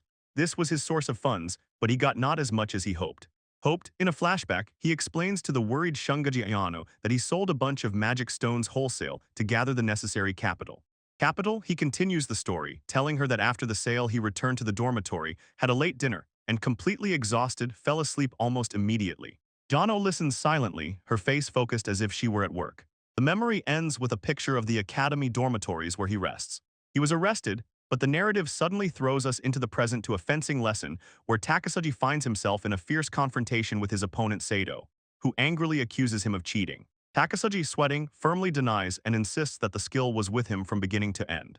Sato smiled, waving his sword. Takasugi mentally noted that his usual opponent in this class was Sato himself, and guessed that, realizing that fire magic would not work, he somehow obtained the same anti-demon crest that Takasugi had. While his opponent Sato sparred on the training ground, Takasugi's gaze suddenly caught on the overly aggressive movements of another student. Swing, his gaze slid to Sato. A girl in academy uniform approached him. She reached out her hand to his hand, on which the copied crest was visible, and from her came a faint, particle-like energetic glow. He watched their interaction, and a wave of familiarity washed over him. He was sure he had seen this girl somewhere before. Before that, his gaze froze on that pair, his mind scrambled trying to understand where he knew her from while she stood before him. Arrival. In a moment, the same girl was already standing right in front of Takasugi. With a sincere expression, she apologized for her sharpness even before asking her ko. He looks puzzled when she asks why she was tied up with Seidu. She quickly adds that she does not consider him weak at all, but her explanation is cut off because some student behind loudly lets out a training shout. She continues, hinting that it would suit her better to be paired with someone like Kandu or Sarazawa, saying that they are more skilled. When she tilts her head and apologizes for the late introduction, the last puzzle piece in Takasugi's head falls into place. He is struck by sudden recognition and he realizes that she is the girl from the store. She straightened up and solemnly introduced herself as Seiyin Jiren. Takasugi understood her silent request not to disclose information from the shop, and she quickly apologized for overdoing it. He is silent, his gaze fixed on the A-class emblem on her sleeve. For a person of such a high rank, he thinks she is strangely gentle. He tries to change the subject, mumbling that you can't tell a person's strength by their goods, and Seonji calmly agrees and suddenly says that she can determine on which floor of the dungeon he was F.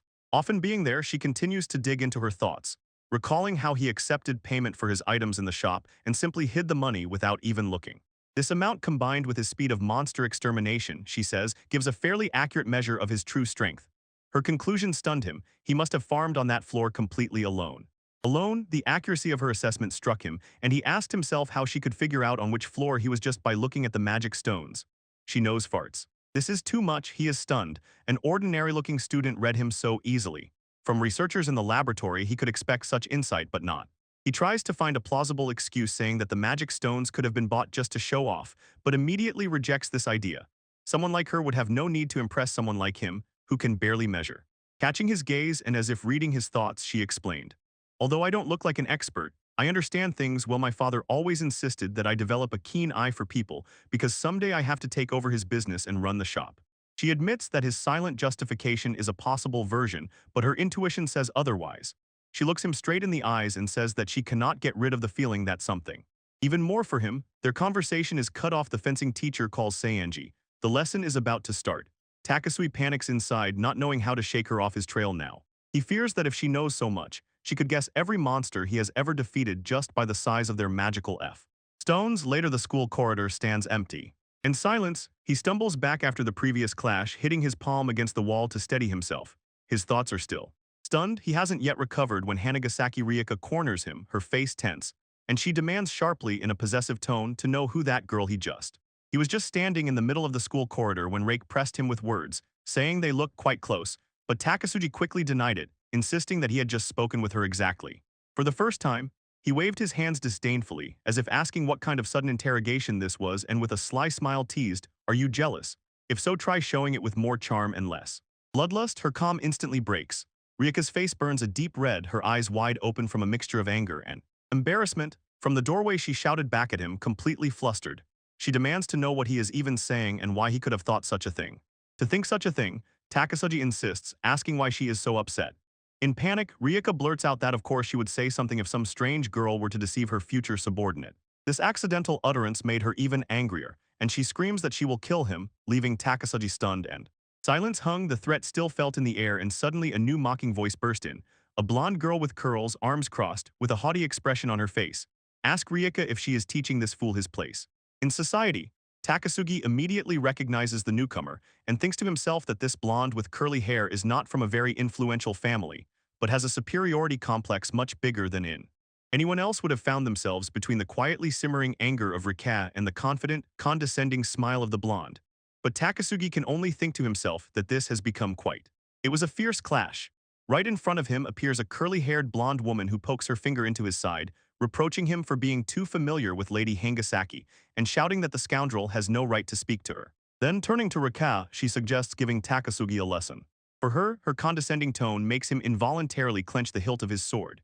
He mentally feels that her obsession with status affects him perhaps because he grew up in a country without such a harsh class system. His face darkens, a cold rage surges. Lowering his gaze, he quietly and threateningly warns her, "Choose your next words carefully." Very carefully. The power of his threat was so terrible that the girl froze in silence. He continued, his voice poisonous, and explained that as soon as he draws his blade, her precious social status will not save her. Protection from bleeding. Even before the confrontation could escalate, someone's hand firmly grabbed him by the shoulder from behind. Ichiju Kazuma appeared, scolding him for causing trouble again, and Takasugi's face turned into a mask of pure rage. The interruption calms nothing. Smoldering anger still burns in his eyes. With a sudden, unexpected move, Ichiju throws his leg behind the blonde's ankle and trips her. She screamed, lost her balance, and fell backward, right towards the still enraged Takasugi. When the girl stumbled, Ichiju was already gathering near Furuto Maso, Iju, and Kiko. He seemed unaware of the chaos he had created and called Takasugi, asking to talk. Thighs caught Takasugi off guard and momentarily shook his resolve.